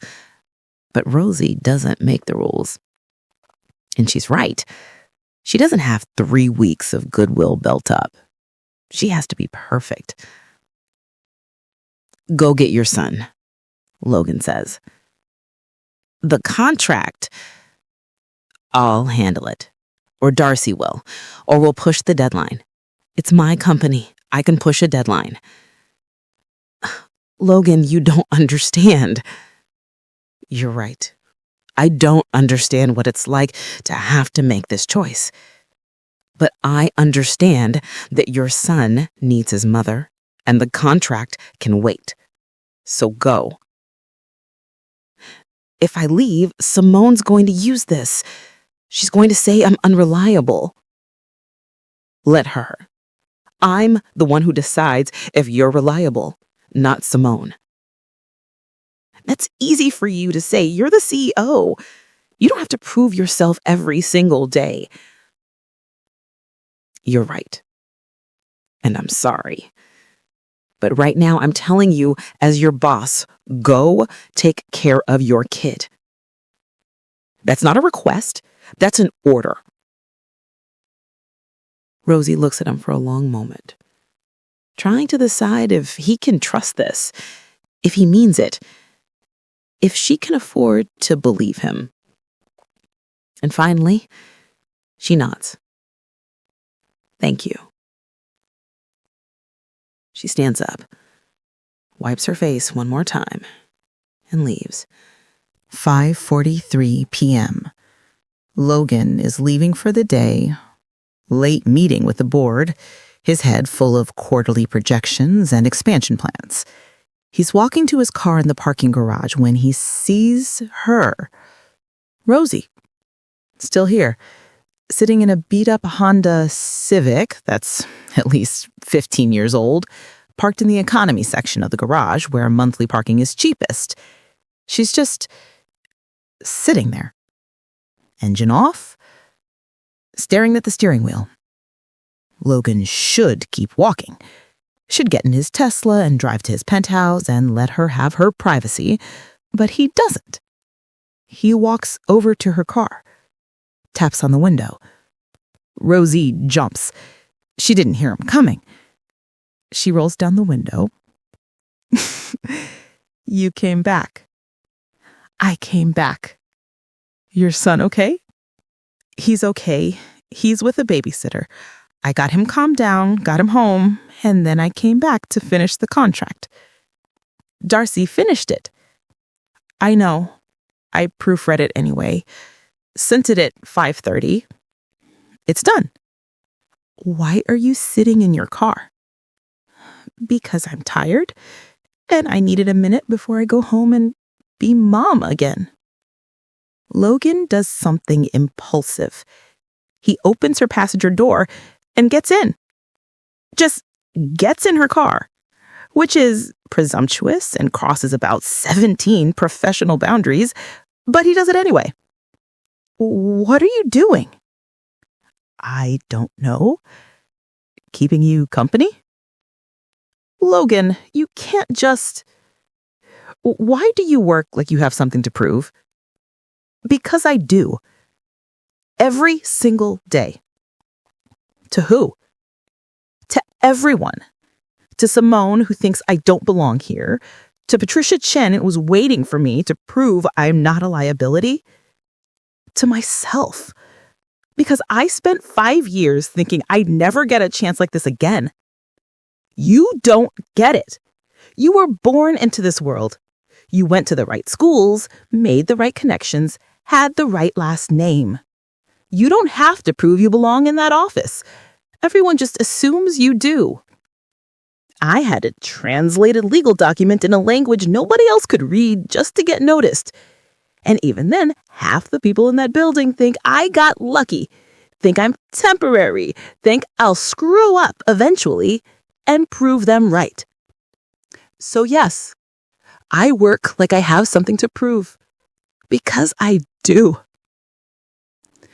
And Logan, sitting in her 15-year-old car with the crack in the windshield and the check engine light that's probably been on for months, he sees her. Really sees her. Not as an employee, not as a solution to a problem, as a person. A person who's brilliant and exhausted and fighting battles he can't even imagine. And he does something incredibly stupid. He kisses her.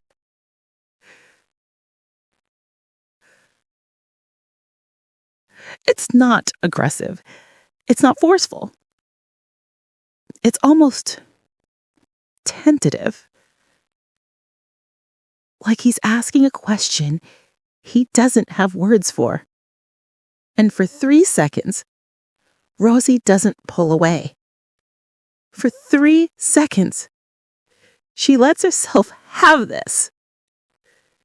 This moment of being seen, being wanted, being something other than a single mother or a struggling employee or a woman with a past she can't escape. 3 seconds. And then reality crashes back in. Rosie pulls back, hand on his chest. No, we can't. Logan, stop. I'm sorry, I shouldn't have. No, you shouldn't have. I need this job. I can't afford for this to be complicated. I wasn't trying to complicate anything. You weren't trying to. That's the problem. You don't have to try. You just do things and assume the world will adjust. You wanted to know how I was doing, so you followed me to the stairwell. You wanted to sit in my car, so you got in. You wanted to kiss me, so you did. And I'm sure in your head it was all well-intentioned. You were being supportive. You were showing you care. But Logan, I can't afford that kind of spontaneity. You're my boss. You have all the power here. And if this goes wrong, if you decide you made a mistake or it gets awkward or someone finds out and thinks I slept my way into this job, I'm the one who loses everything, not you. You're right, Logan says quietly. I know I'm right, Rosie responds. I'm sorry. I crossed a line. It won't happen again. It can't happen again. She says it firmly. But there's something in her voice, something that sounds like regret, like maybe in a different life where they met as equals, where there was no power imbalance and no job at stake and no 8-year-old depending on her to make the right choices. maybe she would have wanted this too. But this isn't that life. I need you to get out of my car now. Rosie, please. Logan gets out, stands in the parking garage, watching Rosie start her car and drive away. And he's left standing there with the uncomfortable realization that he just acted exactly like the privileged, entitled person Rosie accused him of being. He saw something he wanted and reached for it without thinking about the cost. For her, not for him. That night, Logan sits in his penthouse with its floor-to-ceiling windows and its $4,000 espresso machine.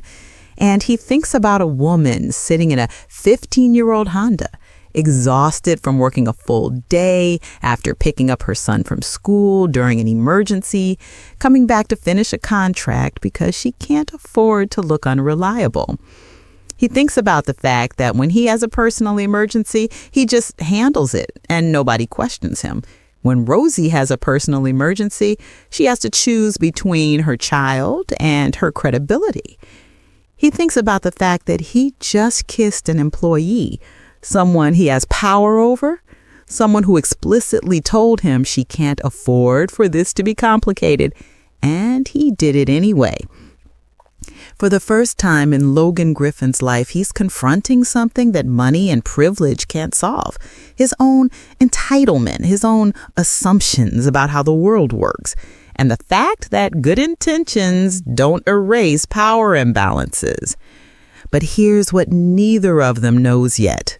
While Logan is sitting in his penthouse having an existential crisis about privilege, and while Rosie is sitting in her apartment helping Noah with his nighttime routine while trying not to think about that kiss, somewhere else, someone is making a phone call. Because Rosie's name has appeared in enough databases now, enough corporate directories, enough contract signatures, enough places that the automated systems designed to track certain names have noticed. And an alert has been sent. And someone who thought Rosie Monroe was buried and gone forever now knows she's back. And she's working for a company with international contracts, the exact kind of contracts she used to analyze, the exact kind of contracts that got her in trouble the first time. Somewhere in a sterile corporate office, a phone rings, and it's answered. We have a problem. Rosie Monroe is working again. Griffin Imports, Chicago. I thought she was handled. She was until she wasn't. Do we need to handle this again? Let me make some calls. The stakes just got higher. Because Rosie's past isn't just coming back, it's already here, and it's about to collide with her present in ways that will threaten everything she's fought to build. Her job, her credibility, her son's future, maybe even her freedom. But we're not there yet. First, we need to talk about what happens when the FBI reopens a case that was supposed to stay closed. When a whistleblower who was supposed to stay quiet suddenly becomes visible again, and when a CEO who thought he was offering someone a second chance realizes he might have just painted a target on her back. 2 weeks after the parking garage, 2 weeks of careful professionalism. 2 weeks of Rosie and Logan navigating around each other like diplomats in a demilitarized zone. Polite, respectful, and maintaining exactly the right amount of distance. They don't talk about the kiss. They don't talk about what Rosie said in her car. They just work. And it's fine. Mostly fine. Except for the fact that Logan can't stop thinking about her. And Rosie can't stop wondering what might have happened if the circumstances were different. But circumstances aren't different. So they maintain the distance until they can't anymore. It's 7:30 p.m. on a Thursday in mid-December. Most of the office is cleared out. Holiday party planning is in full swing. There's a committee and decorations, and someone sent an email about dietary restrictions that somehow turned into a 15-message thread about whether vegan cheese is actually cheese. Details matter. Rosie knows this better than anyone. Logan walks by on his way out, sees her light still on, and instead of just walking past like he's been doing for 2 weeks, he stops. You're here late. Deadline tomorrow.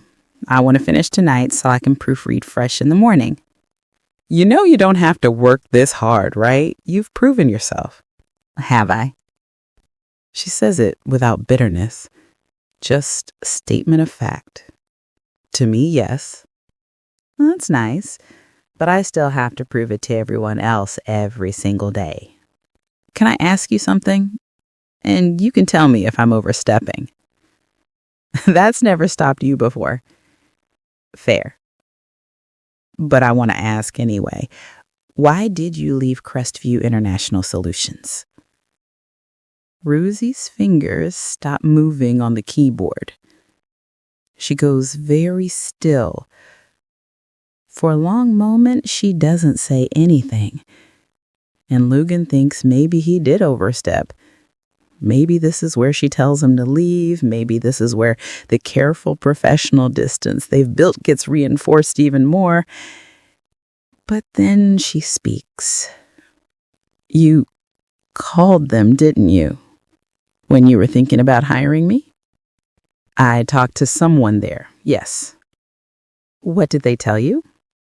That you were trouble, that you made accusations that weren't substantiated, that you went to federal authorities and tried to create problems where there weren't any? And you hired me anyway? I hired you because you were clearly qualified and because something about their story didn't add up. People don't go from senior contract analysts making $78,000 a year to cleaning offices at night because they're troublemakers. Something happened. Something real. And I wanted to hear your version, but I didn't ask. You figured I'd tell you when you were ready. Or not. It's your story. Rosie saves her work, closes her laptop, turns to face Logan directly, and then she tells him everything. Rosie, in 2018, I was assigned to audit a series of contracts between Crestview and port facilities in Algeria. Routine stuff. We were handling freight forwarding for agricultural equipment shipments to North Africa. Except when I started looking at the invoices, things didn't match. There were consulting fees being paid to a company called Hassani Logistics Solutions, millions of dollars over 2 years. But when I tried to find documentation of what services they provided, there was nothing. No deliverables, no reports, no communication trail, just invoices and payments. How much money? $47 million. That's not an accounting error. No. That's money laundering. Shell companies in Algeria and the Cayman Islands, executives inflating contract values, routing payments through fake consulting firms, and pocketing the difference. I found emails. I found shipping manifests that didn't match the invoices. I found everything. Logan sits down in the chair across from Rosie's desk, because this isn't a conversation to have standing up. What did you do? I went to my supervisor, Derek Pritchard, showed him everything. He told me I was misunderstanding the contract structure and to drop it. So I went to the compliance department, filed a formal internal report. They investigated for about 2 weeks, then told me the matter was resolved and I should stop pursuing it. That's when I knew. Know what? That it went higher than I thought it did. That the people running the scheme had enough power inside Crestview to shut down internal investigations. That if I wanted anything to actually happen, I had to go external. So I called the FBI. And here's where Rosie's voice changes slightly. Gets quieter. Not because she's ashamed, but because this is where everything fell apart. I met with Special Agent Thomas Brennan, Financial Crimes Unit. I gave a recorded statement that lasted 4 hours. I handed over every piece of evidence I had, copies, because I wasn't stupid enough to give them originals when I worked for a company with powerful lawyers.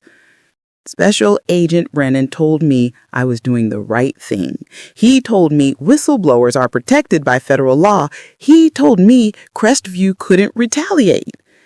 3 weeks later, I was fired. Performance issues. No documentation, no warning, just a meeting with HR and security walking me out with a box of my desk supplies. Did you sue? With what money? Lawyers wanted a $20,000 retainer just to take the case.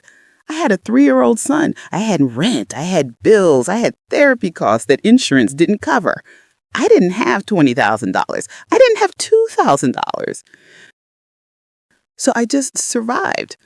I took whatever work I could get. I kept calling Agent Brennan, asking about the investigation for 6 months. He returned my calls. Then he stopped. Then I found out he'd been transferred to the Minneapolis field office. I filed Freedom of Information Act request, ongoing investigation, no information available. 2 years later, same response. 3 years later, same response. No charges were ever filed. No one from Crestview was ever arrested. The case just disappeared. Logan is quiet for a long moment, processing. Because here's what he's realizing. Rosie wasn't fired because she was wrong. She was fired because she was right. And powerful people decided it was easier to destroy one woman's career than face accountability. Why didn't you fight back? Go to the media, make noise. With what? I had a 3-year-old who needed therapy, and lawyers cost $400 an hour. You do the math. And even if I could afford it, who would believe me? I'm a single mother, no job, no credentials that American employers recognize. They're a multinational corporation with expensive lawyers and media connections. I tried to do the right thing, and it cost me everything. My career, my marriage. Marcus couldn't handle the financial stress and the uncertainty, and he left when Noah was diagnosed. My reputation, I got blacklisted. People in the industry were told I was a problem employee who made false accusations. So I learned to be invisible, because being visible is what got me destroyed the first time. And Logan Griffin, sitting in an office that his grandfather built, having never had to worry about money or access or whether people will believe him, he's confronting something he's never had to face before. The cost of doing the right thing when you don't have power. I'm sorry that happened to you. I don't need your sympathy. I need you to understand that I can't afford to make waves here. I can't afford to be seen as difficult or complicated or someone who causes problems. I need this job, Logan. Not just for me, for Noah. So if you're going to keep employing me, I need you to understand that I will work harder than anyone else, and I will never, ever bring that kind of trouble to your door. What if you didn't bring the trouble? What if it followed you? What do you mean? I mean, you were right about Crestview. The evidence you found was real. And just because the case went quiet doesn't mean the crimes didn't happen. What if that comes back? What if the FBI reopens the investigation? Then I hope I'm invisible enough that they don't need me. But she's not invisible anymore. And in about 48 hours, both of them are going to find out exactly what that means.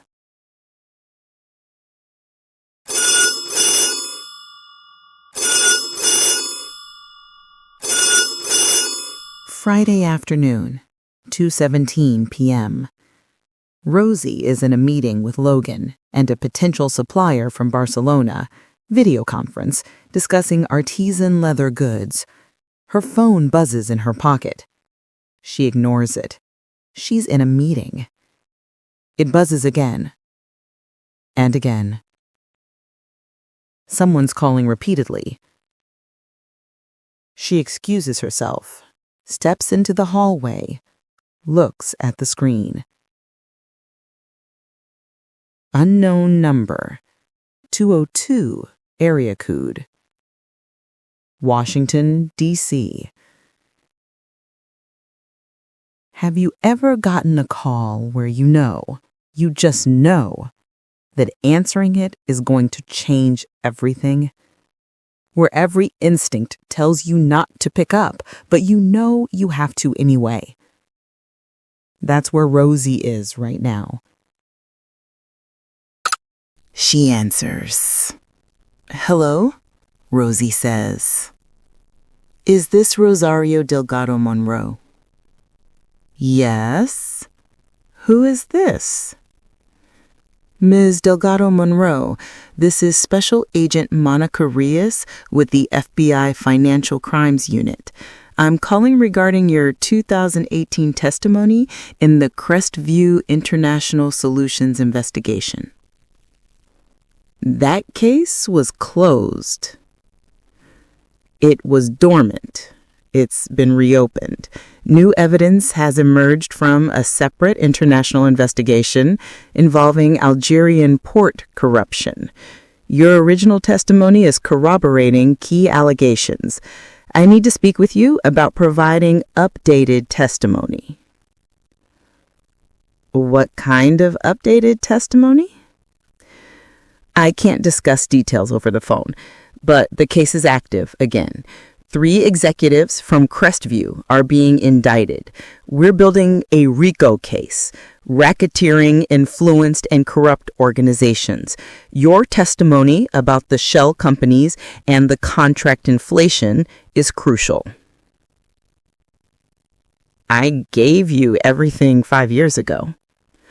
I know. And it's all part of the case file, but we need you to testify formally in front of a grand jury and eventually at trial. This is going to be public. The indictments will be public, yes. Your role as a witness will likely become public. I'm sorry, but that's how federal prosecutions work. When? The indictments are being unsealed Monday morning. I'm flying to Chicago tomorrow. I'd like to meet with you Saturday afternoon to prepare you for the grand jury testimony. I have a son. He's 8. He has autism. If this becomes public, if my name is in the media, it's going to affect him. It's going to affect my job. I understand your concerns, but you're a material witness in a federal prosecution. You're going to receive a subpoena regardless of whether you agree to cooperate. I'm trying to give you advance notice and preparation so you're not blindsided. How generous. Ms. Delgado Monroe, you did the right thing 5 years ago. You reported a crime. You provided evidence. You told the truth even when it cost you. And now, finally, there's going to be accountability. Justice delayed but not denied. Easy for you to say. You didn't lose everything. You're right, I didn't. But I can't change the past. I can only tell you that this time we're going to finish what we started, and you're going to be vindicated.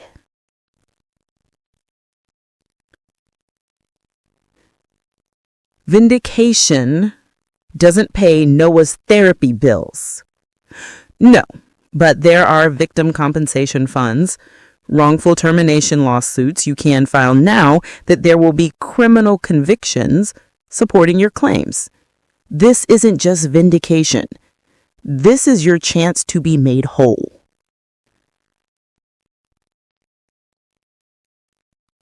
I'll never be made whole. But fine, Saturday. What time?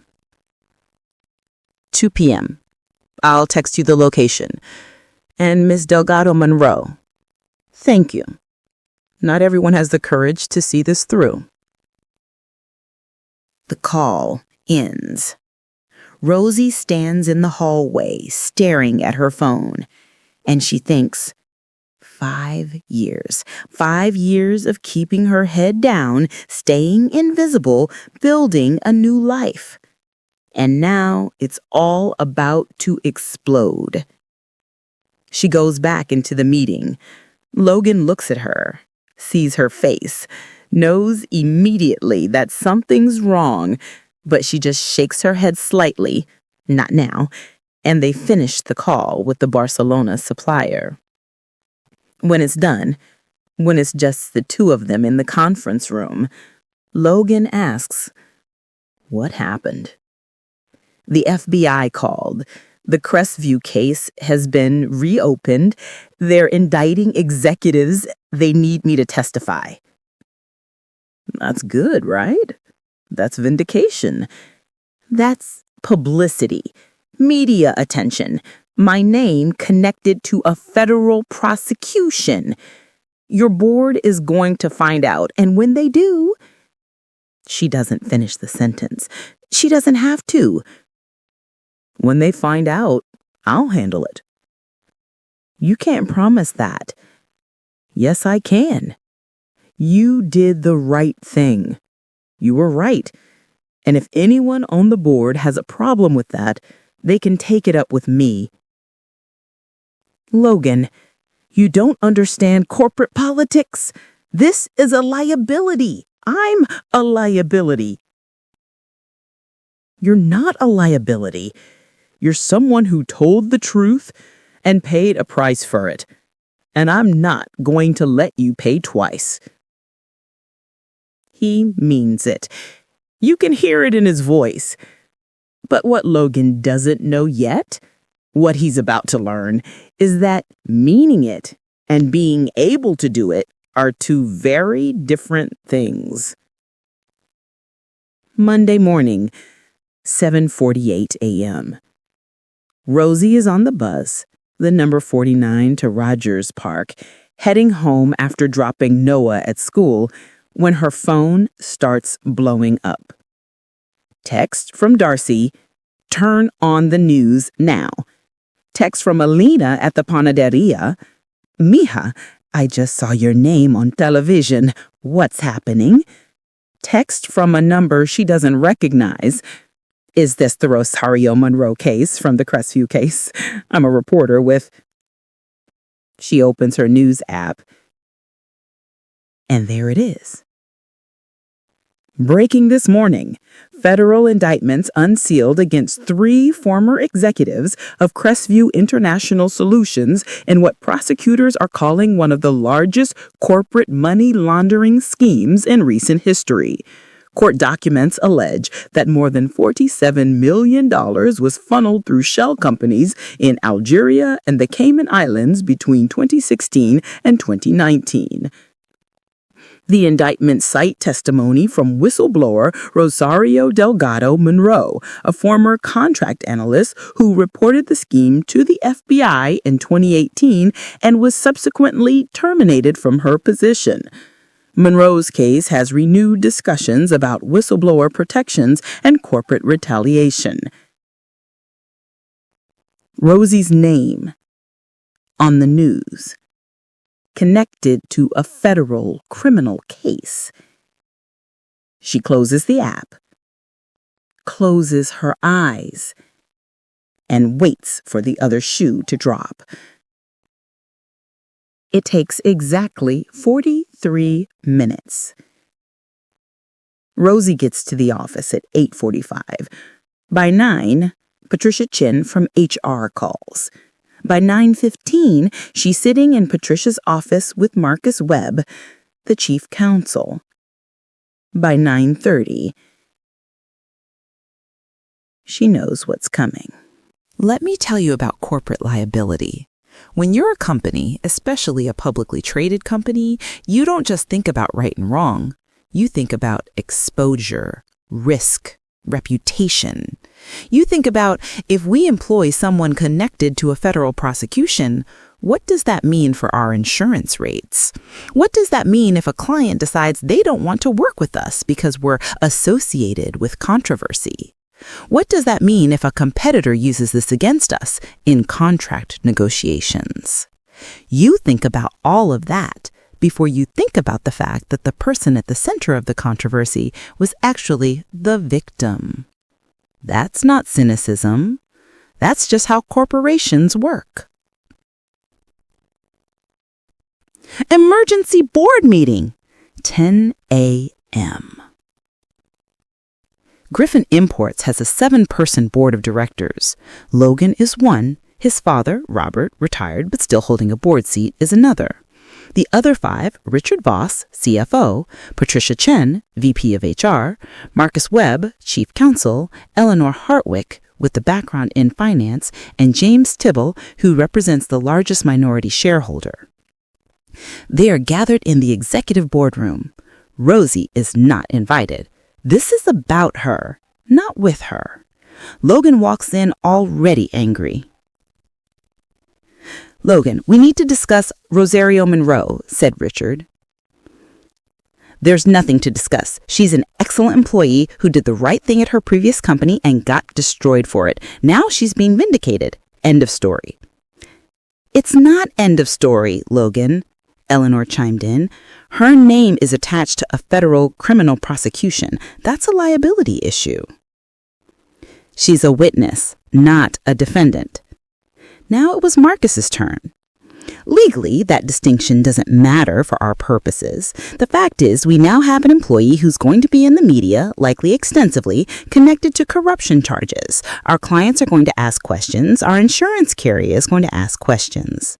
Then it was Patricia, who Rosie always did her best to impress. "I've already gotten 3 calls this morning. 2 from clients wanting to know if Griffin Imports has any connection to the Crestview case, and 1 from our liability insurer asking for information about our employee vetting procedures." "And what did you tell them?" "That we're reviewing the situation." "The situation is that we employ someone who reported a crime, paid a terrible price for it, and now she's being vindicated. That's what you should have told them." Richard cuts in the conversation once more. "Logan, I understand you feel strongly about this, but we have a fiduciary duty to the company and our shareholders. This is a liability issue. We can't have an active FBI witness during a federal prosecution." And then James continues, "Richard's right. The optics are terrible. And if she has to testify at trial, that could drag on for months, maybe years. Every time her name appears in the news, it's connected to Griffin Imports." "So, what are you suggesting?" "Legally, we can terminate her employment," said Marcus. "She's still in her probationary period, first 90 days. No cause required." And here's where Logan has to decide who he is. Is he the CEO who protects the company first, even when it means punishing someone who did the right thing?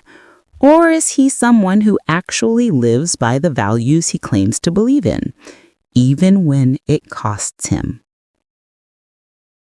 Then Patricia Chen quietly speaks. By now, she has grown a soft spot for Rosie, noticing how hard she works.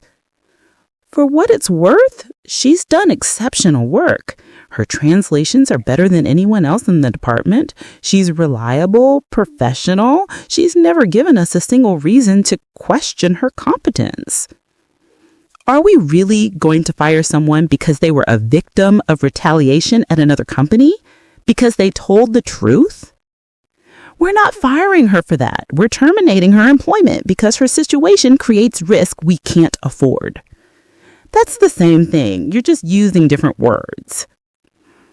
Then Robert Griffin, Logan's father, speaks for the first time. I'd like to hear from Logan. You hired her. You clearly believe in her. Make your case. Logan stands up, not because he needs to, but because this matters. This is the moment that's going to define what kind of leader he actually is. Rosie Monroe found evidence of a $47 million fraud scheme. She reported it to her supervisor. She reported it to her company's compliance department. When nothing happened, she reported it to the FBI. And for doing exactly what we tell our employees they should do, for being ethical, for speaking up, for refusing to look the other way, she was fired, blacklisted.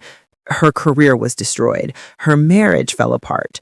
She spent 5 years working whatever job she could get just to survive and take care of her son. And now, finally, she's being proven right. The people she accused are being indicted. The crime she reported actually happened. She was right.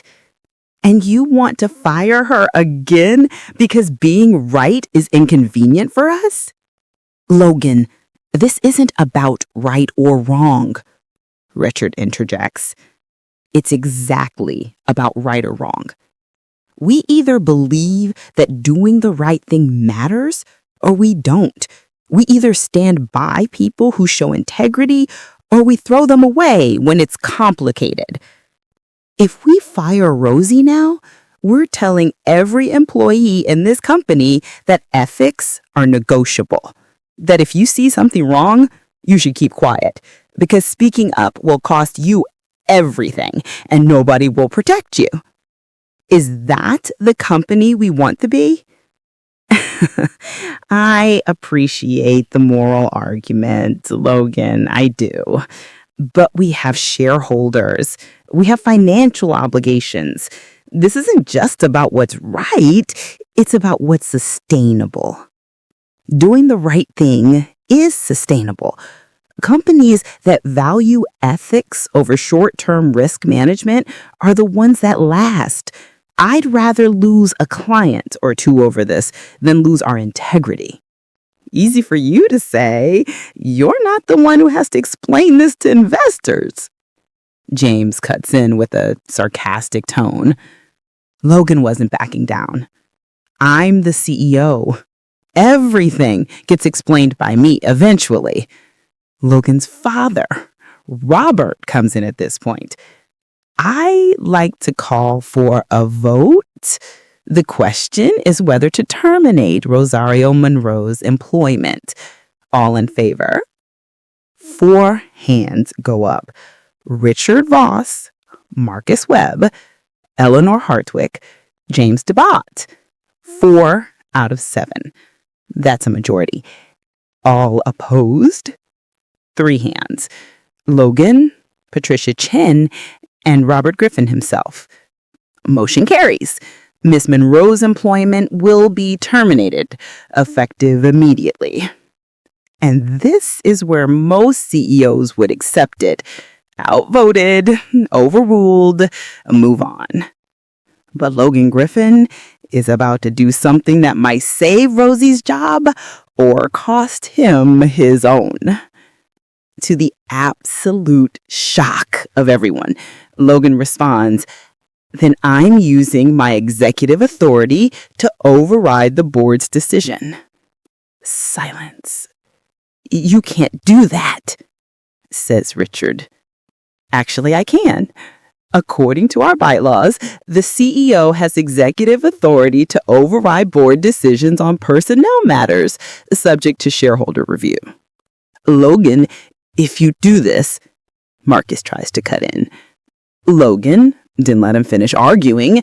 If I do this, you can challenge it at the next shareholders meeting. You can call for a vote of no confidence. You can try to remove me. That's your right. But until then, I'm the CEO, and I'm telling you, we're not firing Rosie Monroe because she was a whistleblower. We're not punishing someone for doing the right thing. If you want to fight me on this, I'll see you at the shareholders meeting." Wow. Shock fills the air. You're willing to risk your position over one employee? And Logan to pout to be discovered. I'm willing to risk my position over doing the right thing. And if that's not enough for you, then maybe I'm not the right CEO for this company. Richard Voss looks at Marcus Webb. Eleanor Hartwick looks at James Thibault. The calculating, political calculus. Can they actually remove Logan? Do they want to try? What would that look like to the shareholders? And more importantly, what would it look like publicly if it gets out that they fired a federal whistleblower and the CEO quit in protest? Because that's what Logan just implied he'd do. He'd rather leave than fire Rosie. Richard carefully interjects, "We'll table this discussion pending further review." Table it all you want. My decision stands. Rosie Monroe keeps her job, Logan responds adamantly. Logan walks out of the boardroom, walks directly to Rosie's desk, where she's sitting with her hands folded, waiting to be called into Patricia's office and fired. "You still have a job," says Logan. "What?" Rosie responds. "You still have a job. I overrode the board. They wanted to fire you. I said no." "Logan, you can't just." "I already did.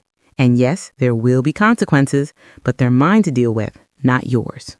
Rosie is stunned. "Why would you do that?"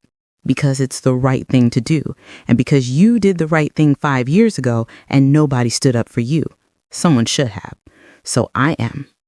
And Rosie Delgado Monroe, who has spent 5 years believing that doing the right thing only gets you punished. She's looking at someone who just risked his entire career to protect hers. Not because he wants something from her, not because it benefits him, because it's right. And Rosie Delgado Monroe is stunned. Why would you do that? Because it's the right thing to do, and because you did the right thing 5 years ago and nobody stood up for you. Someone should have. So I am. And something shifts between them in that moment. Not romance, not yet, but recognition. She sees him, really sees him, as someone who understands what it means to risk something that matters. And he sees her, really sees her, as someone worth fighting for. That afternoon, Logan receives a formal letter from the board. He's being placed on temporary administrative leave pending an executive review. Translation, they're building a case to remove him. The shareholders' meeting is in 6 weeks. 6 weeks for Logan to prove he made the right call. 6 weeks for Rosie to testify before a grand jury and probably face media scrutiny. 6 weeks for both of them to figure out whether standing up for what's right is going to cost them everything. But here's what Logan doesn't regret. He looked at a woman who'd been punished for telling the truth, and he chose to protect her. He looked at a board that valued reputation over integrity, and he said no. He looked at his privilege and his power, and for the first time in his life, he used it for something that mattered more than profit. That has to count for something, right? It's about to count for everything, because in 3 days, Rosie is going to testify. And when she does, more than just Crestviews executives are going to be implicated. There's a reason that case went quiet for 5 years. There's a reason the original investigation was buried. And when those reasons come to light, both Rosie and Logan are going to realize that telling the truth doesn't just cost you. Sometimes it puts you in danger. Real danger. The kind that doesn't care about boardrooms or bylaws or doing the right thing.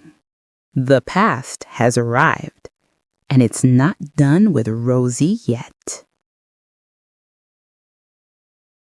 Tuesday morning, 6:23 a.m.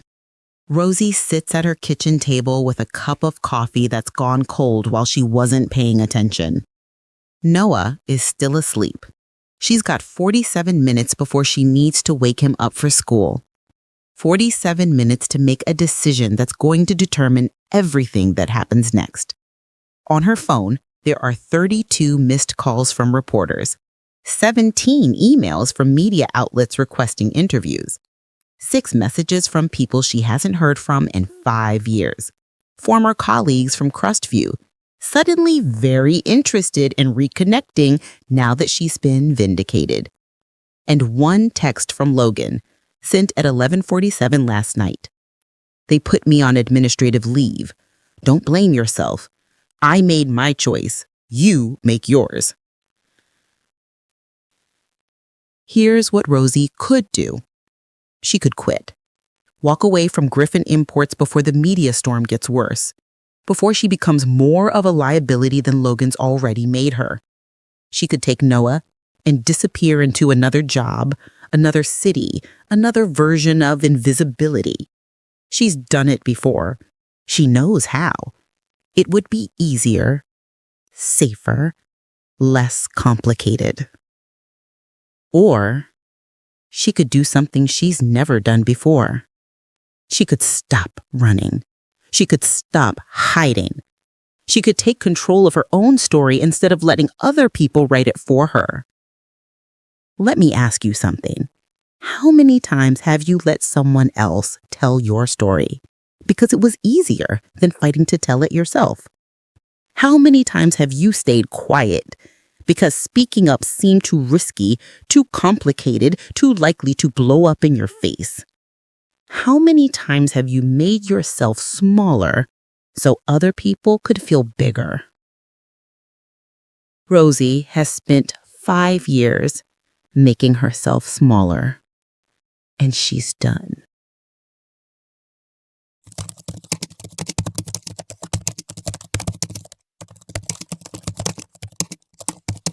At 7:15 a.m., Rosie sends an email to Agent Monica Reyes.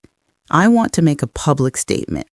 With your approval, I want to control my own narrative before the media does it for me. Can we talk this morning? Agent Reyes calls her back in 11 minutes. What kind of statement are we talking about? Asks Agent Reyes.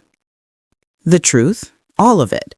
What I found at Crestview, why I reported it, what happened to me afterward, and why I'm grateful to be working for a company that actually values integrity. You're talking about Griffin Imports? Yes. You know you don't owe them anything, right? They employ you. That's a transaction. You don't need to defend them publicly. I'm not defending them. I'm defending the CEO who just risked his entire career to keep me employed when his board wanted to fire me. There's a difference. All right. Here's what you can and can't say. You can talk about what you found at Crestview. That's already in the indictment. It's public record. You can talk about your termination and what happened after. You cannot discuss specific testimony, ongoing investigative methods, or anything that might compromise the prosecution. Understood. And, Ms. Monroe, for what it's worth, I think this is brave. Most witnesses want to hide. You're choosing to be visible. That takes courage. I'm tired of hiding. At 10 a.m., Rosie posts a statement on LinkedIn, not through a publicist, not through a lawyer, in her own words. Let me read you part of it. My name is Rosario Delgado Monroe. 5 years ago, I was a senior contract analyst at Crestview International Solutions. I found evidence of a $47 million fraud scheme involving shell companies and money laundering. I reported it to my supervisors, to internal compliance, and eventually to the FBI. 3 weeks later, I was fired. I was told I had performance issues despite 6 years of excellent reviews. I was blacklisted in my industry. I couldn't get interviews for jobs I was overqualified for. I went from a career I loved to whatever work I could find just to feed my son and keep a roof over our heads. I cleaned offices at night. I worked warehouses. I did what I had to do to survive. And I stayed quiet because I learned that speaking up had cost me everything. But yesterday, the executives I accused were indicted. The crimes I reported were real. The evidence I provided was accurate. I was right. I'm not telling you this story for sympathy. I'm telling you because there are thousands of people like me, people who do the right thing and get punished for it. People who see something wrong and report it only to discover that the system protects power, not truth. I'm telling you because I want you to know that doing the right thing has a cost, and someone should be honest about that. I'm also telling you because I work for a company, Griffin Imports, whose CEO just risked his own position to protect mine. When his board wanted to fire me because my history was complicated, he said no. He could have taken the easy path. He didn't. That's the kind of leadership that matters. That's the kind of company worth working for. To everyone who has ever been punished for doing the right thing, I see you. You're not alone, and you didn't deserve what happened to you. To everyone who is in a position to protect someone who's speaking up, please do. Your choices matter more than you know. And to my son Noah, who's going to read this someday, I hope I'm teaching you that integrity matters more than comfort, that speaking truth matters more than staying safe, and that the people worth knowing are the ones who stand up when it's hard, not just when it's easy. Thank you to everyone who supported me, and to those who tried to bury me. You failed.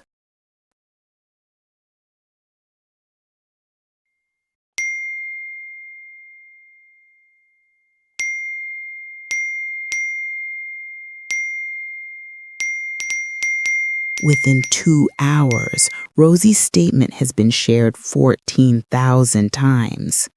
Within 4 hours, it's been picked up by major news outlets. By noon, Rosie Monroe is trending on social media. And the response is overwhelming.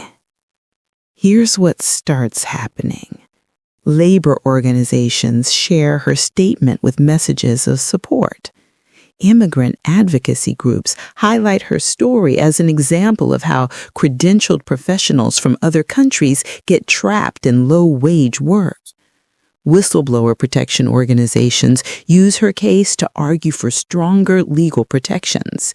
And regular people, thousands of them, start sharing their own stories. I reported safety violations at my company and got fired too. I'm an engineer from India working as a rideshare driver because American companies won't recognize my degree. I tried to do the right thing once, never again. But reading this makes me think maybe I should have kept fighting. But here's the part that changes everything for Griffin Imports. The story that goes viral isn't whistleblower vindicated. It's the janitor who brought down a corporate criminal network. It's CEO risked his job to protect employee who told the truth. It's this company actually stood by their values. By Wednesday morning, Griffin Imports' main phone line is flooded. But it's not angry clients demanding answers. It's customers saying they want to do business with a company that has integrity. It's suppliers saying they respect what Logan did. It's investors saying they want to support a CEO who values ethics over optics. And Patricia Chan from HR gets 47 emails in one day from people wanting to work for Griffin Imports. I want to work for a company that would make the choice you made. I've been looking for an employer with actual values. You just proved you have them. And the board members, the ones who voted to fire Rosie, they start getting calls too. From shareholders asking why they tried to fire a whistleblower.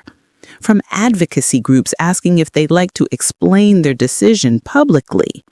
From investors suggesting that maybe, just maybe, doing the right thing is actually good business. By Thursday, Richard Voss, the CFO who led the charge to terminate Rosie, sends a formal email to the board. Subject line: reconsideration of previous decision. Translation: we screwed up. The shareholders' meeting is in 5 weeks, but the political wind has shifted. Logan is not getting fired. He's getting vindicated. And Rosie is no longer the liability they were afraid of.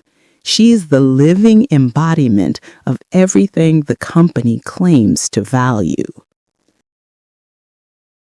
2 months later.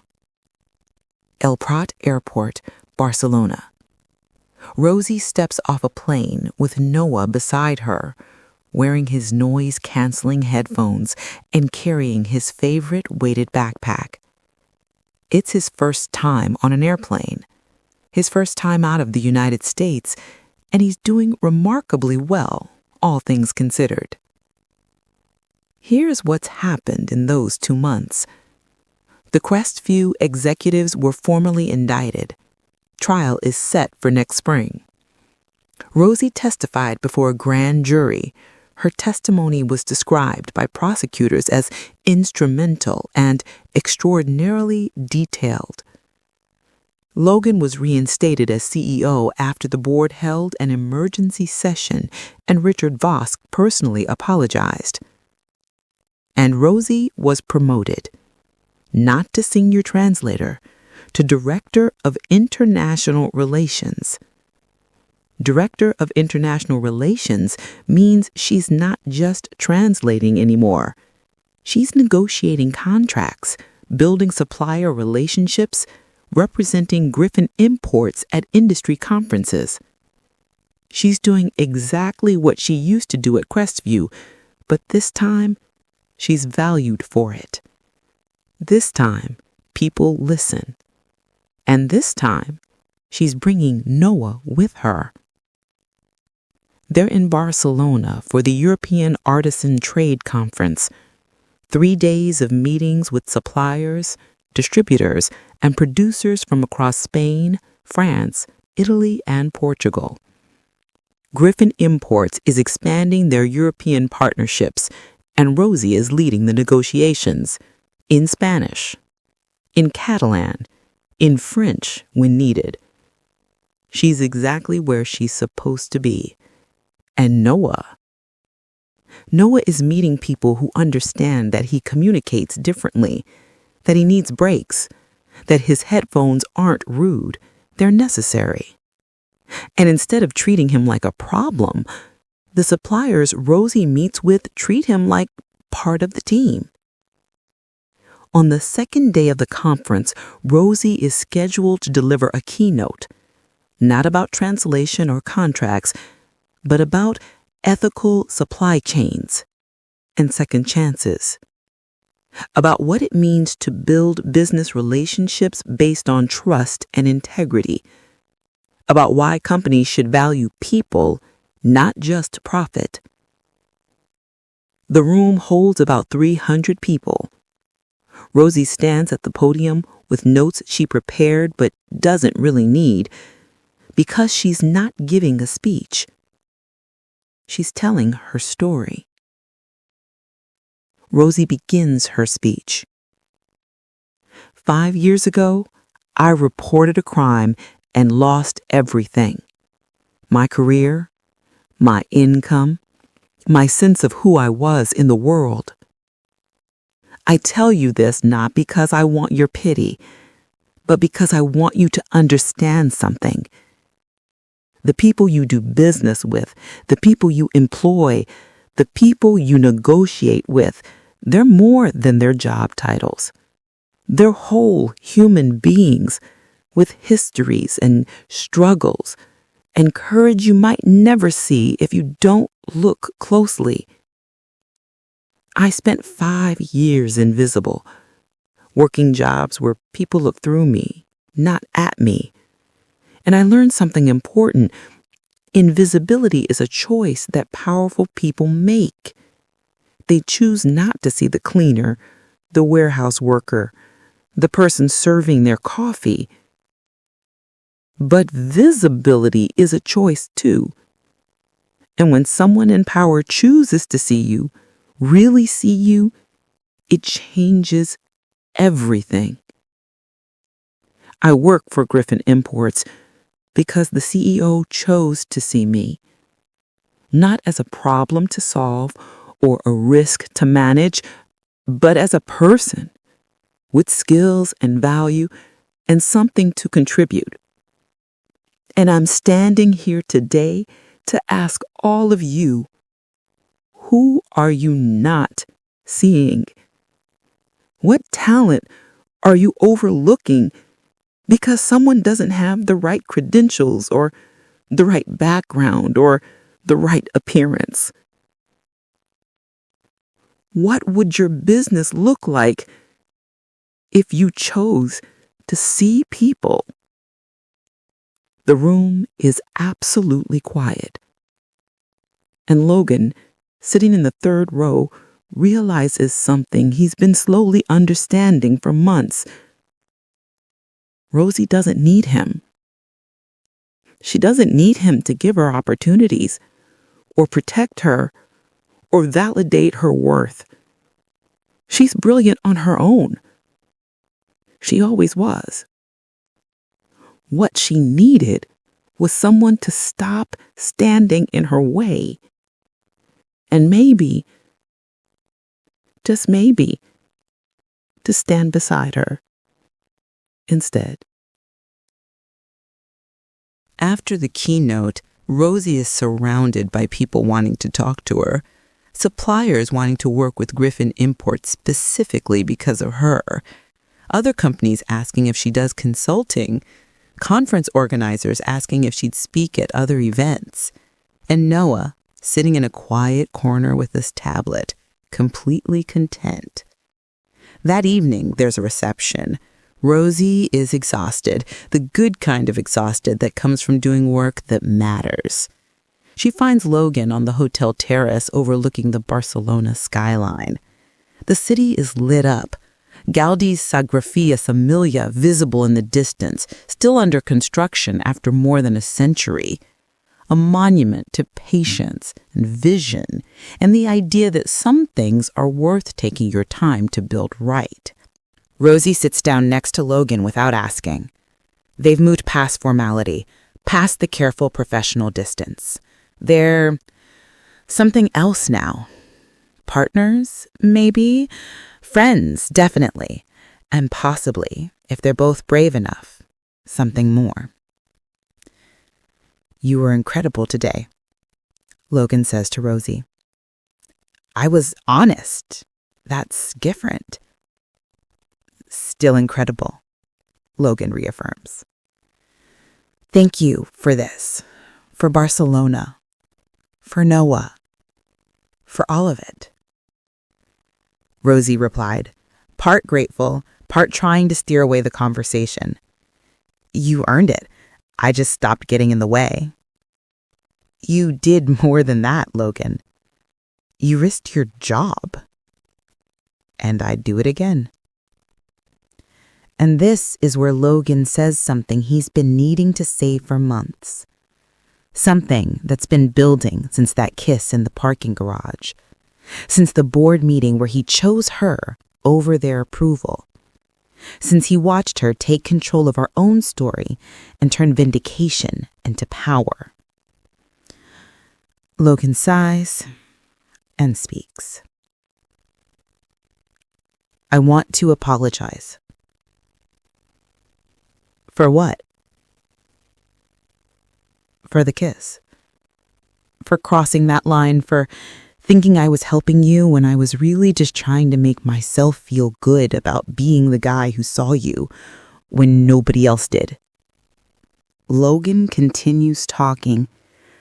I've been thinking about it a lot, about how I've approached everything with you, and I realized I was treating you like a problem I could solve.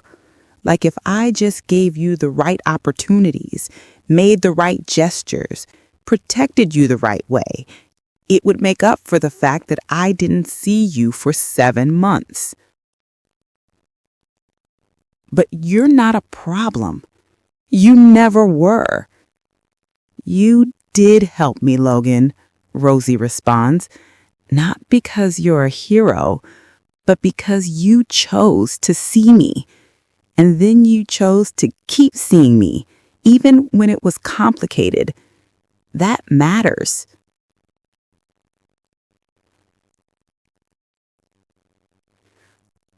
I see you now. All of you. Noah, your past, your strength, the way you rebuilt yourself from nothing. The way you refuse to be less than you are just to make other people comfortable. I'd like to be part of your future, if you'll let me. Not as your boss, not as someone who's trying to fix your life, but as an equal, as a partner. I don't need rescuing, Logan. I know. I'm the one who needed saving. From what? From being someone who had everything and understood nothing. From thinking that privilege was the same as wisdom. From living in a bubble where I never had to question whether the world was fair because it was fair to me. You saved me from that. You made me see what I was missing. Not just you, everything. All the people I wasn't seeing, all the assumptions I wasn't questioning, all the ways I was comfortable because I never had to think about what comfort cost someone else. That's a lot to put on one person. You're right. I'm sorry. I'm saying this badly. What I mean is, I've learned more from you in 6 months than I learned in 4 years at Wharton. And I don't just want you in my company, I want you in my life. Not because I think I can save you, but because I think we could save each other. If you will have me. Rosie is quiet for a long moment. And here's what Rosie is thinking. She's been alone for 5 years, raising Noah, fighting battles, building herself back up from nothing with nobody's help. She's gotten used to alone, gotten good at it, made it work. But maybe, just maybe, she doesn't have to be alone anymore. Maybe she can let someone in, not someone who's trying to rescue her, someone who sees her as an equal, someone who's willing to grow and change and admit when he's wrong, someone who proved when it mattered that he chose integrity over comfort. Maybe that's worth the risk. After the brief silence, Rosie tells Logan, I need you to understand something. I come with complications. No one needs support. I have a past that's not going away. There's still a trial coming. I'm probably going to be in the news again. I'm going to have hard days and bad days and days where I don't have anything left to give. I know. And I need you to know that you're ready for that. Not the idea of it, the reality. Because I can't afford another person who leaves when things get hard. I'm not going anywhere. And I know you don't have a lot of reasons to trust that. But I'm asking you to trust me anyway. Not because I've earned it, but because I'm going to keep earning it every day for as long as you'll let me. What are you asking me, Logan? I'm asking if you'll let me be part of your life, not just professionally, personally. I'm asking if we can try this, really try, as equals, as partners. Build this company with me, not for me, with me. And maybe, if it works, build something more too. Rosie looks out at Barcelona, at the city lights spread out below them, at the Sagrada Familia, still unfinished after all these years, still becoming what it's meant to be. And she thinks, maybe that's okay. Maybe things don't have to be perfect to be worth building.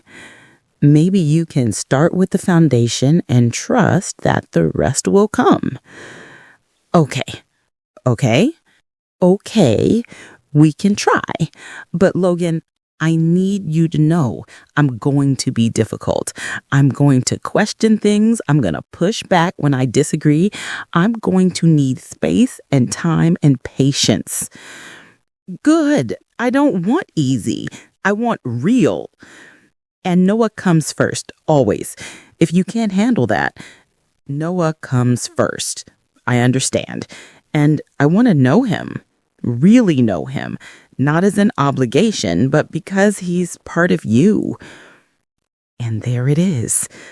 Not a grand romantic gesture, not a dramatic declaration, just two people, both of them flawed and complicated and carrying their own histories, deciding to try, to build something together, to see where this goes.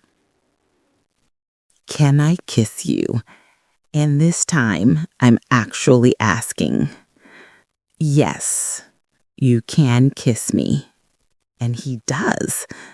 Not in a parking garage after an emotional day, not as a spontaneous gesture that crosses professional boundaries, but as a conscious choice made by two people who see each other clearly and choose each other anyway.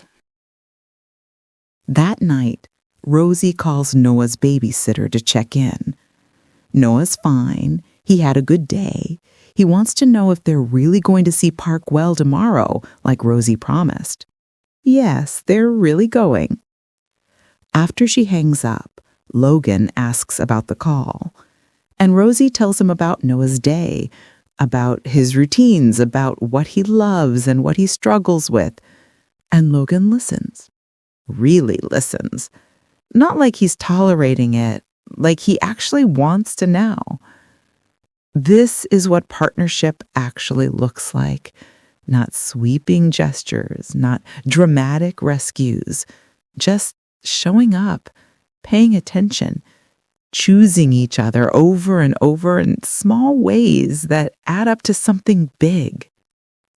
The next morning, they take Noah to Park Well. Logan watches Rosie navigate the crowds with practiced efficiency, making sure Noah has what he needs, creating space when he's overwhelmed, celebrating when he's delighted by the mosaic dragons and curved benches. And he starts to understand what it means to love someone who comes with responsibilities. It's not a burden, it's a privilege. Being trusted with someone's whole life, not just the easy parts.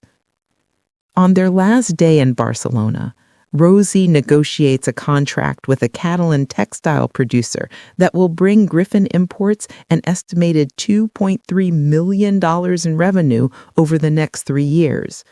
She does it in flawless Catalan, navigating cultural nuances and technical specifications with the kind of expertise that comes from actually understanding what she's doing. Logan sits in the meeting, mostly quiet, letting her lead, because this is her expertise, not his.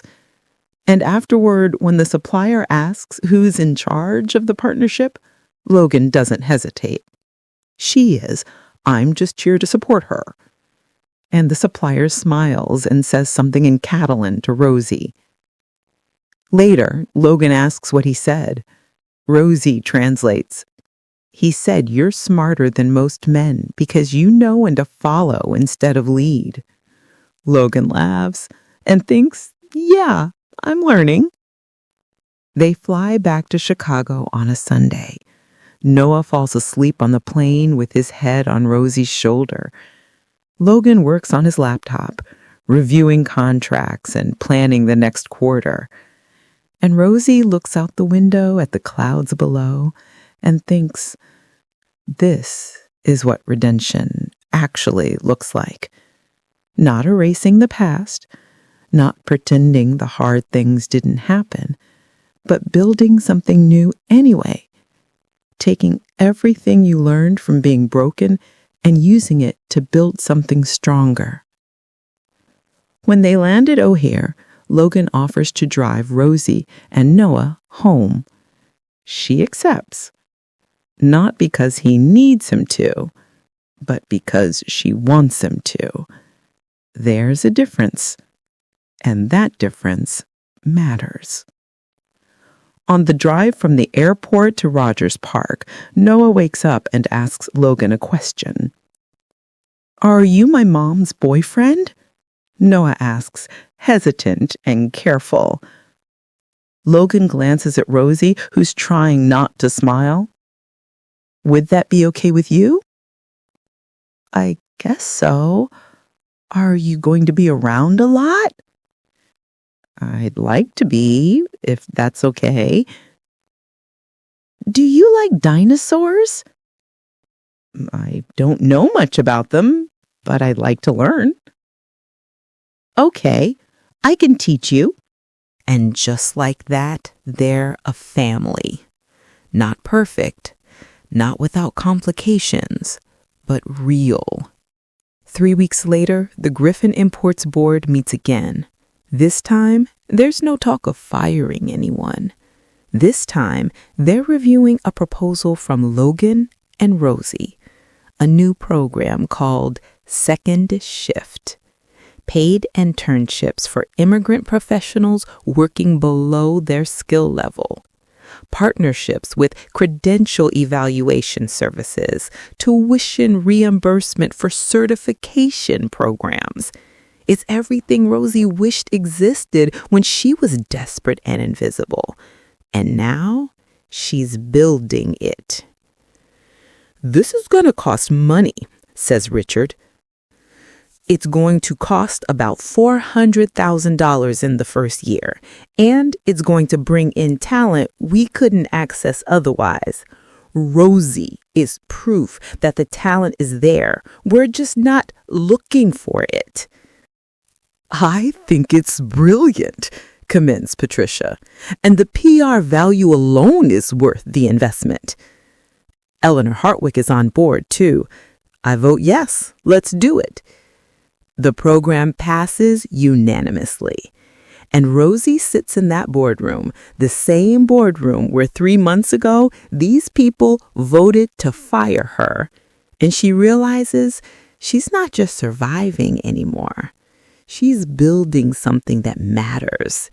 She's changing the system that tried to destroy her. That's not just vindication, that's victory. That night, Logan asks Rosie a question. They're at her apartment. Noah's asleep. They're sitting on the couch that doesn't pull out, drinking cheap wine because Rosie refuses to let Logan buy her expensive things for her apartment. Move in with me. Logan. Not because I'm trying to rescue you. Not because I think you need me. but because I want to wake up next to you. I want Noah to have space for his things. I want us to build a life together, not just fit into the corners of each other's lives. That's a big step. I know. And if it's too fast, we can wait. But I'm ready when you are. Ask me again in 3 months. After the trial, after we've seen what this relationship looks like under real pressure, then I'll give you an answer. That's fair. But, Logan, I want to say yes. Eventually. I just need to make sure we're ready. Then I'll wait, and I'll keep proving that I'm ready. And he does. He shows up. He learns Noah's routines. He supports Rosie through her trial testimony. He doesn't try to fix things. He just stands beside her while she handles things herself. He becomes the kind of partner she didn't know she could have. The kind she deserves. 3 months later, Rosie says yes. They move into a place together. Not Logan's penthouse, but something they choose together. Something that's theirs. 6 months later, the Crestview executives are convicted. Rosie's testimony is cited as critical to the prosecution, and she receives a settlement from Crestview for wrongful termination, $1.2 million. She uses half of it to fund the second shift program. The other half goes into a trust for Noah's future. And 1 year after that Barcelona terrace conversation, Logan asks her to marry him. Not with a ring hidden in champagne or a proposal on a jumbotron, but at home, on an ordinary Tuesday, while they're making dinner, and Noah is doing homework at the kitchen table. He just asks, and she says yes. Because she's not afraid anymore. Not of being seen, not of being vulnerable, not of building something real with someone who's proven they'll stay. This is what redemption looks like. Not a fairy tale where everything's perfect, but a real story where two imperfect people choose each other and build something that matters. Where a woman who was invisible becomes impossible to ignore. Where a man who had everything learns what actually matters. Where a boy who needs the world to slow down gets parents who make sure it does. This is partnership. This is resolution. This is what happens when people choose integrity over comfort, truth over convenience, and love over fear. 1 year and 4 months after that conversation on a Barcelona terrace, a rooftop in Chicago, West Loop. September afternoon when the weather is finally cooperating after a week of rain. There are 73 people here. Not a massive wedding, not a society event that makes the pages of Chicago Magazine. Just the people who matter. Rosie stands at one end of the rooftop in a dress she chose herself. Not a traditional wedding gown, she's not 22, and she's already done the big white dress thing once in a marriage that didn't last. This dress is champagne-colored, simple, elegant, the kind of thing that makes her look like herself, just elevated. Her hair is down, minimal makeup. She's wearing the necklace her grandmother gave her, the one from Bilbao that she's kept through everything, even when she had to pawn her wedding ring from Marcus. She looks beautiful. But more than that, she looks like someone who's exactly where she's supposed to be. Logan is at the other end of the rooftop, wearing a suit but no tie because Rosie told him she wanted him comfortable, not formal. He's nervous. You can see it in the way he's adjusting his cufflinks, even though they don't need adjusting. His father, Robert, puts a hand on his shoulder. "She's going to show up, son. Stop worrying." "I'm not worried she won't show up. I'm worried I won't do this right." You love her, you show up for her kid. You've proven you'll stand by her when it's hard. That's doing it right. The guests are an interesting mix. There's Patricia Chen and Darcy Kim from Griffin Imports.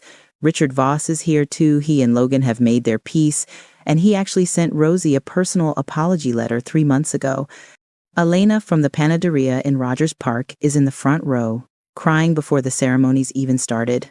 Agent Monica Reyes from the FBI is here. She and Rosie developed a genuine friendship through the trial process. There are people from the second shift program, 3 former participants who are now full-time employees at Griffin Imports. There are autism advocates and therapists who work with Noah. There are suppliers from Spain and France who flew in specifically for this. And there's Marcus, Noah's father, sitting in the back row. Let me tell you about Marcus being here, because it matters. He left when Noah was 3, sent child support irregularly, missed birthdays and holidays and every important moment. But 6 months ago, he reached out, said he'd seen Rosie's story in the news, said he was ashamed of how he'd handled things, said he wanted to try to be in Noah's life again if Rosie would allow it. Rosie's first instinct was to say no, to protect Noah from another potential abandonment. But Logan said something that changed her mind. What if he's actually changed? What if seeing you fight through everything made him realize what he gave up? Don't you think Noah deserves the chance to know his father if Marcus is genuinely trying? So Rosie said yes, carefully, with boundaries, supervised visits at first, then phone calls, then weekends. And Marcus has shown up, consistently, for 6 months. He's learning about autism. He's adjusting his expectations. He's trying. It's not perfect. It probably never will be. But Noah has a father who's trying, and that's more than he had before. So Marcus is at the wedding, not in the front row, not integrated into the family yet, but here, witnessing this moment. And when Rosie told Logan she'd invited him, Logan just nodded and said, "Good. Noah should have everyone who loves him here." The ceremony is about to start. There's no wedding march, no traditional processional. Instead, there's a string quartet playing something soft in Spanish, a piece Rosie's grandmother used to hum when she was cooking. And then Noah appears. Noah is 9 now. He's wearing a suit that matches Logan's with a special clip-on tie because regular ties feel wrong on his neck. He's got his noise-canceling headphones around his neck, ready if he needs them, and he's carrying the rings on a small pillow, walking slowly and carefully down the aisle. He doesn't make eye contact with the guests. That's not his way. But he's smiling. That small, private smile that means he's happy.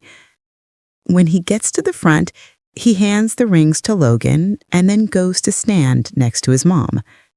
Rosie reaches for his hand. He lets her take it. And then the ceremony begins. It's short, personal, no religious officiant.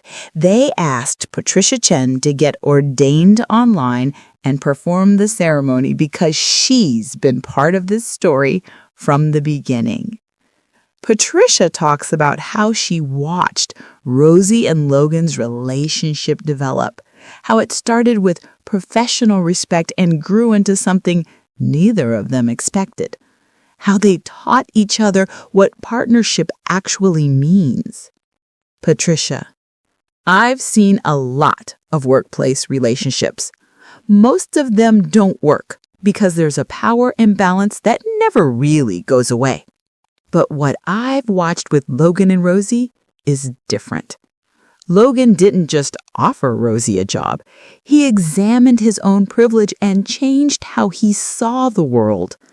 And Rosie didn't just accept his help, she demanded equality and refused to settle for less. That's not a romance. That's a revolution. And I'm honored to be here to witness it. They exchange vows they wrote themselves. Logan goes first. Rosie, you changed my life by refusing to stay invisible. You taught me that the most important thing I can do with power is share it with people who deserve it. You showed me what courage actually looks like. Not the kind that gets you awards, but the kind that keeps you going when everything's against you. I promise to see you every day, all of you. The brilliant, stubborn, fierce, exhausted, amazing person you are. I promise to show up for Noah the way you show up for him. I promise to be the kind of partner who makes your life easier, not harder. And I promise that when you need to be strong, I'll let you. And when you need to rest, I'll carry what you can't. It's Rosie's turn. Logan, when I met you, I was invisible. And you chose to send me. Not because you wanted to save me, but because you were willing to question why I'd been invisible in the first place. You've given me partnership when I'd forgotten what that felt like. You've given Noah a father figure who actually shows up. You've given me space to be myself without apologizing for taking up room.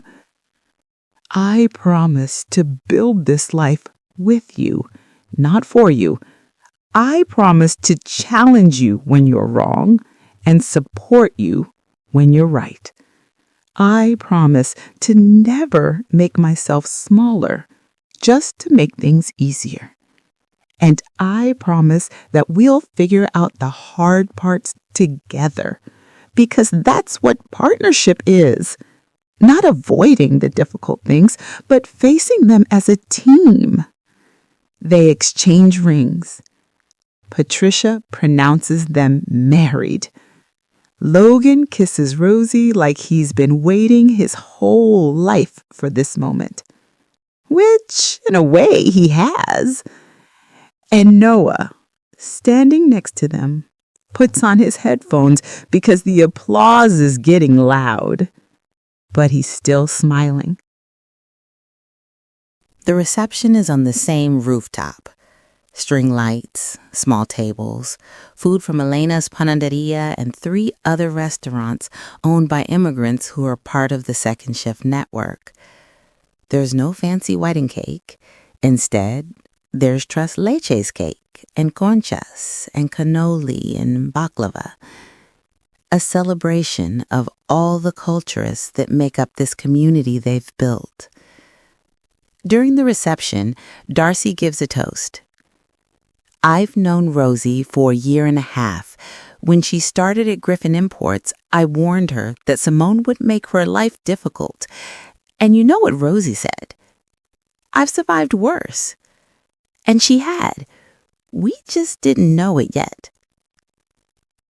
Rosie, you made all of us better at our jobs just by showing up and refusing to accept that good enough was actually good enough. And Logan, you made all of us believe that leadership could actually mean something by choosing integrity when it would have been easier not to. So here's to the couple who prove that doing the right thing doesn't just cost you. Sometimes it gives you everything. Later in the evening, when most of the guests are dancing or talking or eating cake, Rosie finds a quiet corner. She's holding a glass of wine she hasn't touched, just watching.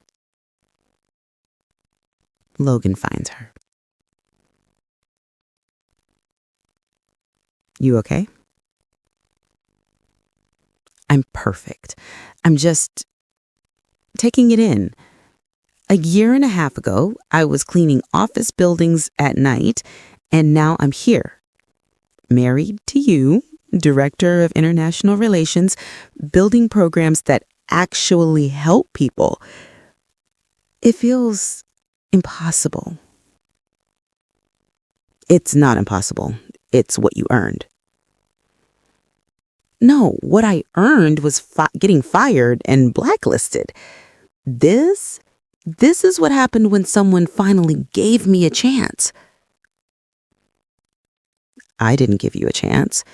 You gave yourself a chance by speaking up in that boardroom. I just stopped standing in your way. Thank you for that. For seeing me, for standing up for me, for proving that not everyone will punish you for doing the right thing. Thank you for teaching me what the right thing actually looks like.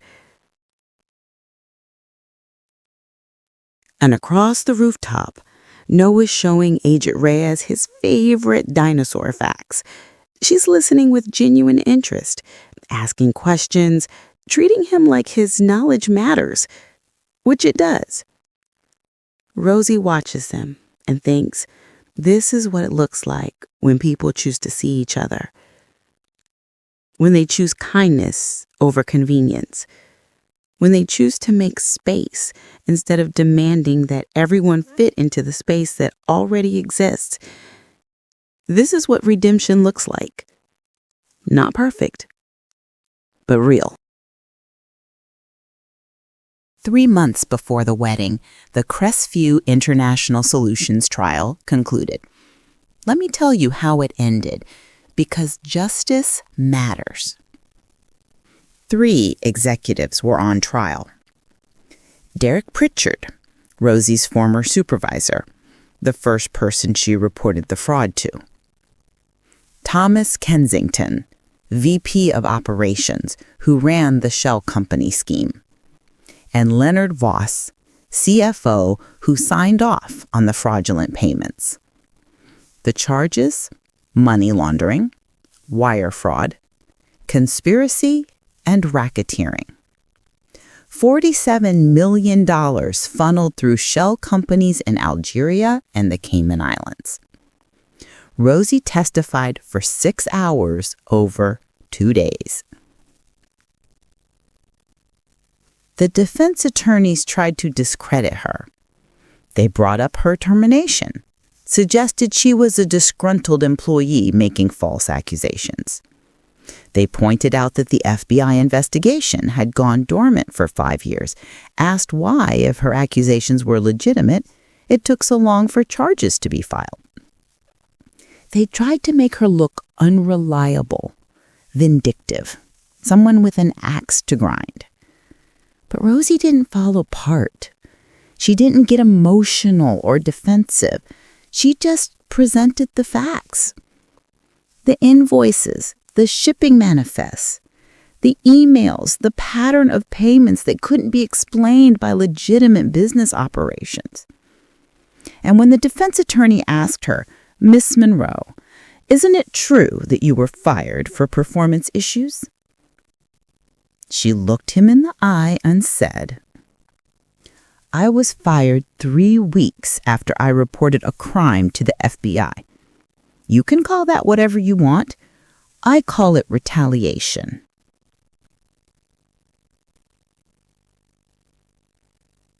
The jury deliberated for 4 days. When they came back, the verdict was unanimous on all counts: guilty.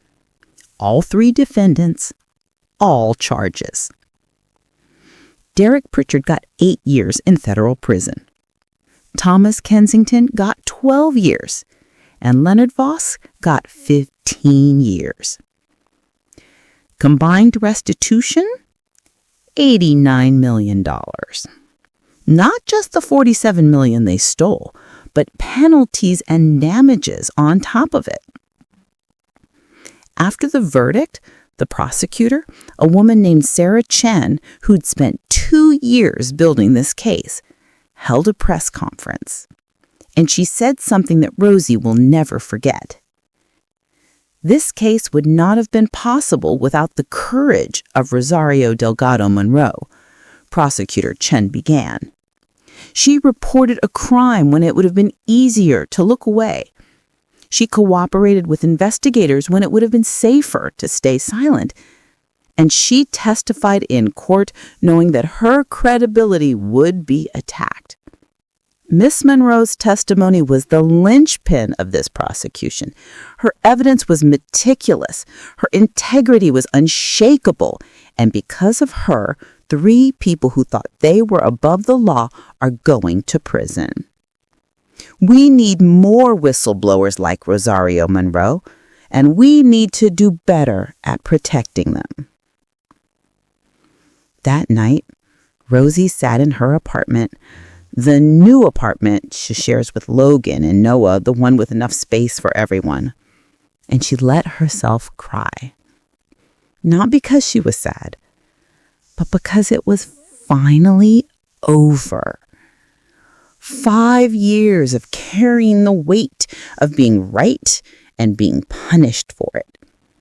5 years of wondering if she'd made a mistake by speaking up. 5 years of being told she was a troublemaker, a liar, someone who didn't understand how things work. And finally, someone in authority stood up and said she was right, she was brave, she matters. The settlement from Crestview came 2 months later. $1.2 million for wrongful termination and retaliation. Rosie's lawyer wanted to push for more, said they could get $3, maybe $4 million if they went to trial. But Rosie said no. She didn't want to spend another year in courtrooms. She wanted to move forward. So she took the settlement. And then she did something that surprised everyone. She gave half of it, $600,000, to fund the second shift program at Griffin Imports. Not as a donation to the company, as seed money for a nonprofit foundation that would expand the program beyond just Griffin Imports. The Delgado Monroe Foundation for Immigrant Professional Development. The foundation does 3 things. First, it partners with companies to create paid internships for immigrant professionals who are working below their skill level. Not unpaid internships where people work for free while trying to survive. Paid positions that lead to full-time employment. Second, it provides grants for credential evaluation and recertification. Because a medical degree from India or an engineering degree from Nigeria should count for something. The system makes it nearly impossible to get those credentials recognized. The foundation removes that barrier. Third, it offers legal support for whistleblowers who face retaliation. Because Rosie knows what it's like to be right and have no one to defend you. She's making sure the next person who speaks up doesn't face that alone. In the first year, the second shift program helps 43 people. Engineers, teachers, accountants, medical professionals, people who were driving ride shares and cleaning buildings and working warehouses because the system didn't recognize their worth. By the end of year 2, 31 of them have full-time professional employment. 12 are still in transition programs, building the experience and certifications they need. And every single one of them knows Rosie's story, knows that she fought her way back from being invisible, knows that she didn't just save herself, she built a ladder for other people to climb too. There's one more part of the foundation that matters. A partnership with autism services organizations across Chicago, funded in Noah's honor. The program provides grants for families who can't afford therapy, subsidizes the gap between what insurance covers and what kids actually need, offers training for educators on neurodiversity and accommodation. Because Rosie remembers what it was like to count therapy sessions like they were gold, to have to choose between her son's development and keeping the electricity on, to feel like a terrible mother because she couldn't afford what Noah needed. She can't fix the whole system, but she can help the families coming behind her. That has to count for something. 6 months after the wedding, Rosie is asked to speak at a conference on corporate ethics and whistleblower protections. It's in Washington, D.C., at a venue that holds 800 people. She's nervous. She's done plenty of public speaking by now. Trade conferences, business meetings, panels on immigrant professional development. But this is different. This is telling her story to people who make policy, who have power to change systems. And she needs to get it right. Near the end of her talk, someone in the audience asked her a question. What changed your life? What was the turning point? And here's what Rosie says. People ask me that a lot. They want to know if it was getting hired by Griffin Imports, or the FBI reopening my case, or the trial verdict. And those things mattered. Of course they mattered.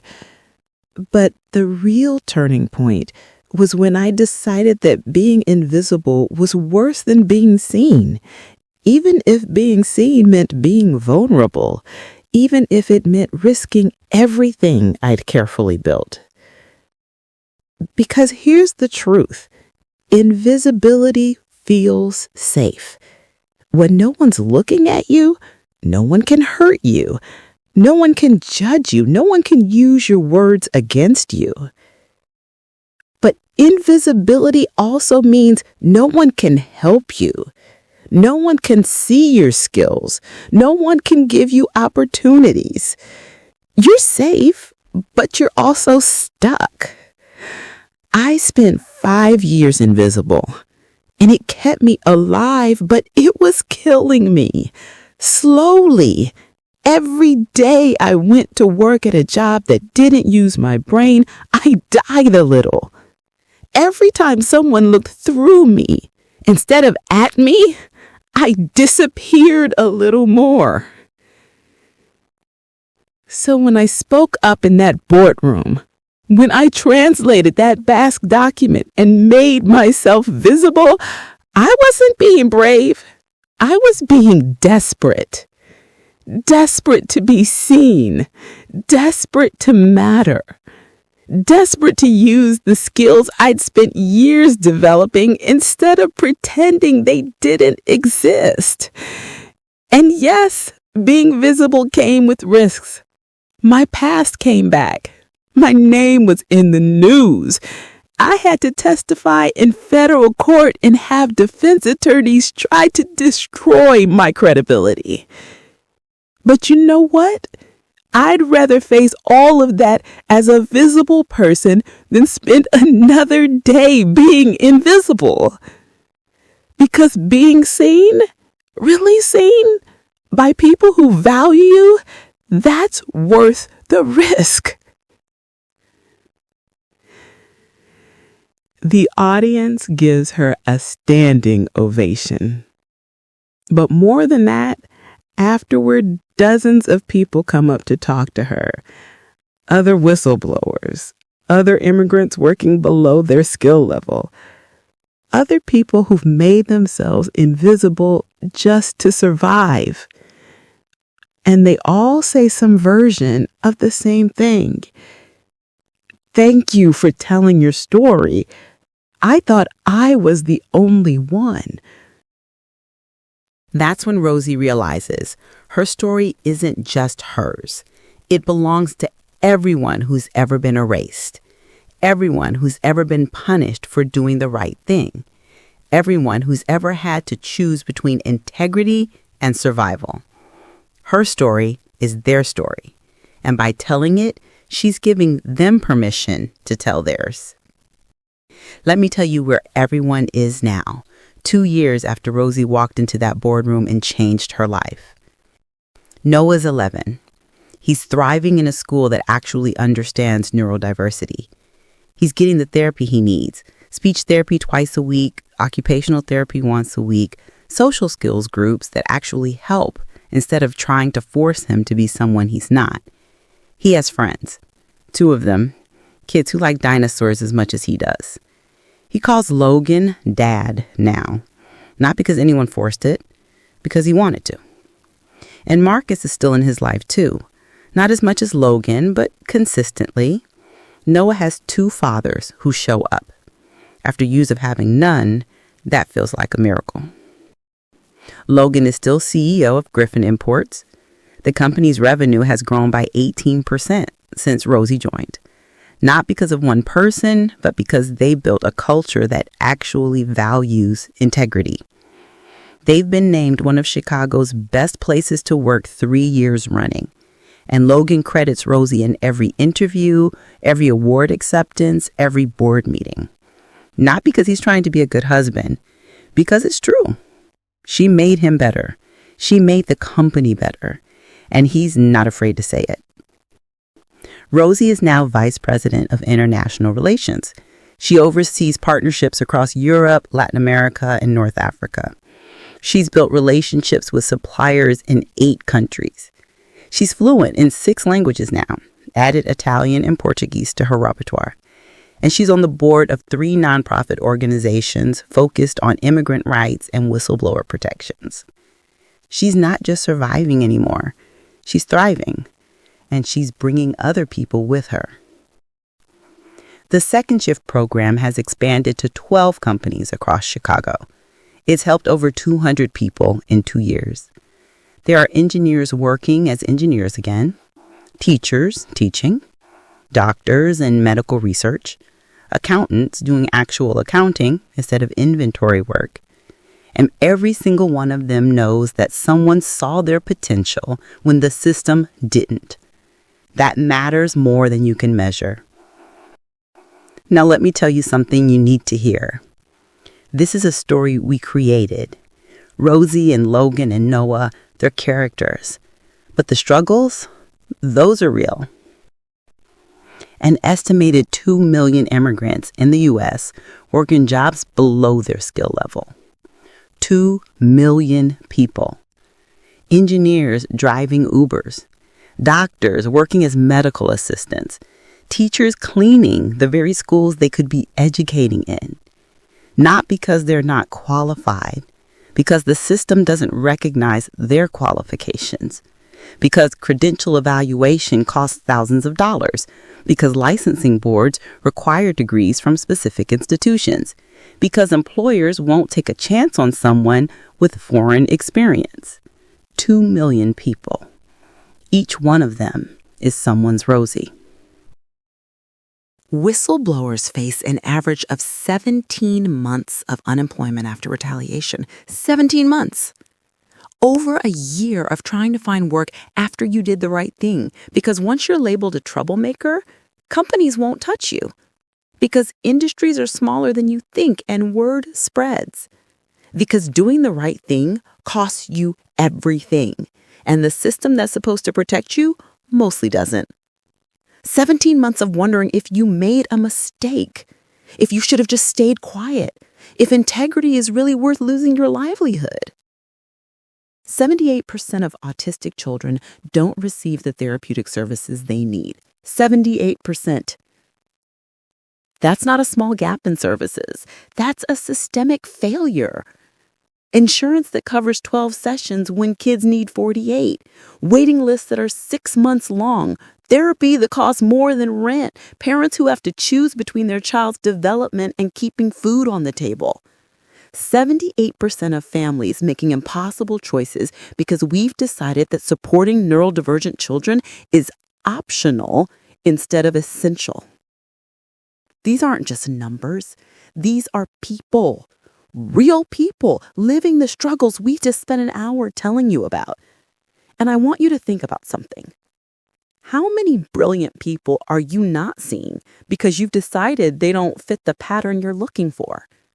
How many Rosies are cleaning your office building right now, invisible to you, with skills and knowledge and experience you'll never access because you're not looking? This story, Rosie's story, is for everyone who's ever felt invisible. Everyone who's been underestimated, everyone who's been erased, everyone who's done the right thing and paid a price for it. Everyone who's fighting battles that other people don't see. If that's you, I need you to hear this. Your skills matter. Your truth matters. You matter. And I know the system is rigged against you. I know you're tired of fighting. I know it feels like every time you speak up, every time you try to be seen, something punishes you for it. I know. But here's what I also know. The system only changes when people refuse to stay invisible. When they speak up even when it's risky. When they demand to be seen even when it's uncomfortable. When they choose truth over safety. You don't have to be a hero. You don't have to change the world. You just have to refuse to disappear. And if you're someone with power, if you're an employer, a manager, someone who makes hiring decisions, someone who has the ability to see people or make them invisible, I'm asking you to look. Really look. At the person cleaning your office, at the rideshare driver with a PhD, at the employee who's trying to tell you something's wrong, at the resume with foreign credentials that you are about to dismiss. Look at them. See them. Ask yourself, what am I missing by not paying attention? Because here's the thing about Rosie's story. It didn't have to be this hard. She didn't have to spend 5 years invisible. She didn't have to be punished for doing the right thing. She didn't have to fight this hard just to be seen. All it would have taken was one person, one supervisor, one HR manager, one executive who said, she's right. We should listen to her. One person. That could have changed everything. You could be that person. You could be the one who sees someone when everyone else is looking past them. You could be the one who stands up when it's easier to stay seated. You could be the one who changes someone's life just by choosing to pay attention. This story, Rosie's story, ends with Rosie and Logan building a life together, with Noah thriving, with justice being served, with a program that helps other people climb out of invisibility. But it didn't have to take 5 years and a near destruction of her life to get there. It shouldn't take that much. And for the next person, maybe it won't. If we choose to do better, if we choose to see people, if we choose integrity over comfort. Rosie's story is one story, but there are millions more. Millions of people working below their potential.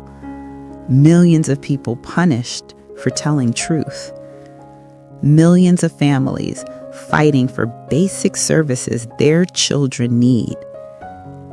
Millions of invisible people waiting to be seen. So, here's my question for you. Whose story are you going to change? Who are you going to see today that you didn't see yesterday? What system are you going to challenge? What truth are you going to speak even when it's risky? Because stories like Rosie's don't just happen. They're built by people making choices. The choice to speak up. The choice to listen. The choice to stand up when it matters. The choice to see people as people, not as functions or problems or risks. Small choices that add up to changed lives. This is the end of Rosie's story, but it's the beginning of yours. What are you going to do with it? Thank you for listening. Thank you for seeing. And if you've ever felt invisible, I see you. You matter. Your story isn't over yet. Let me know what you think in the comments below. I really want to hear your take on this one. And if this story moved you, if you felt even a glimpse of truth in their pain, please take a moment to like this video. It helps more people like you discover stories that remind us what it means to feel. Don't forget to subscribe, because the next story might just be the one that stays with you forever. This was Millionaire Love Tales, where hearts remember what money forgets.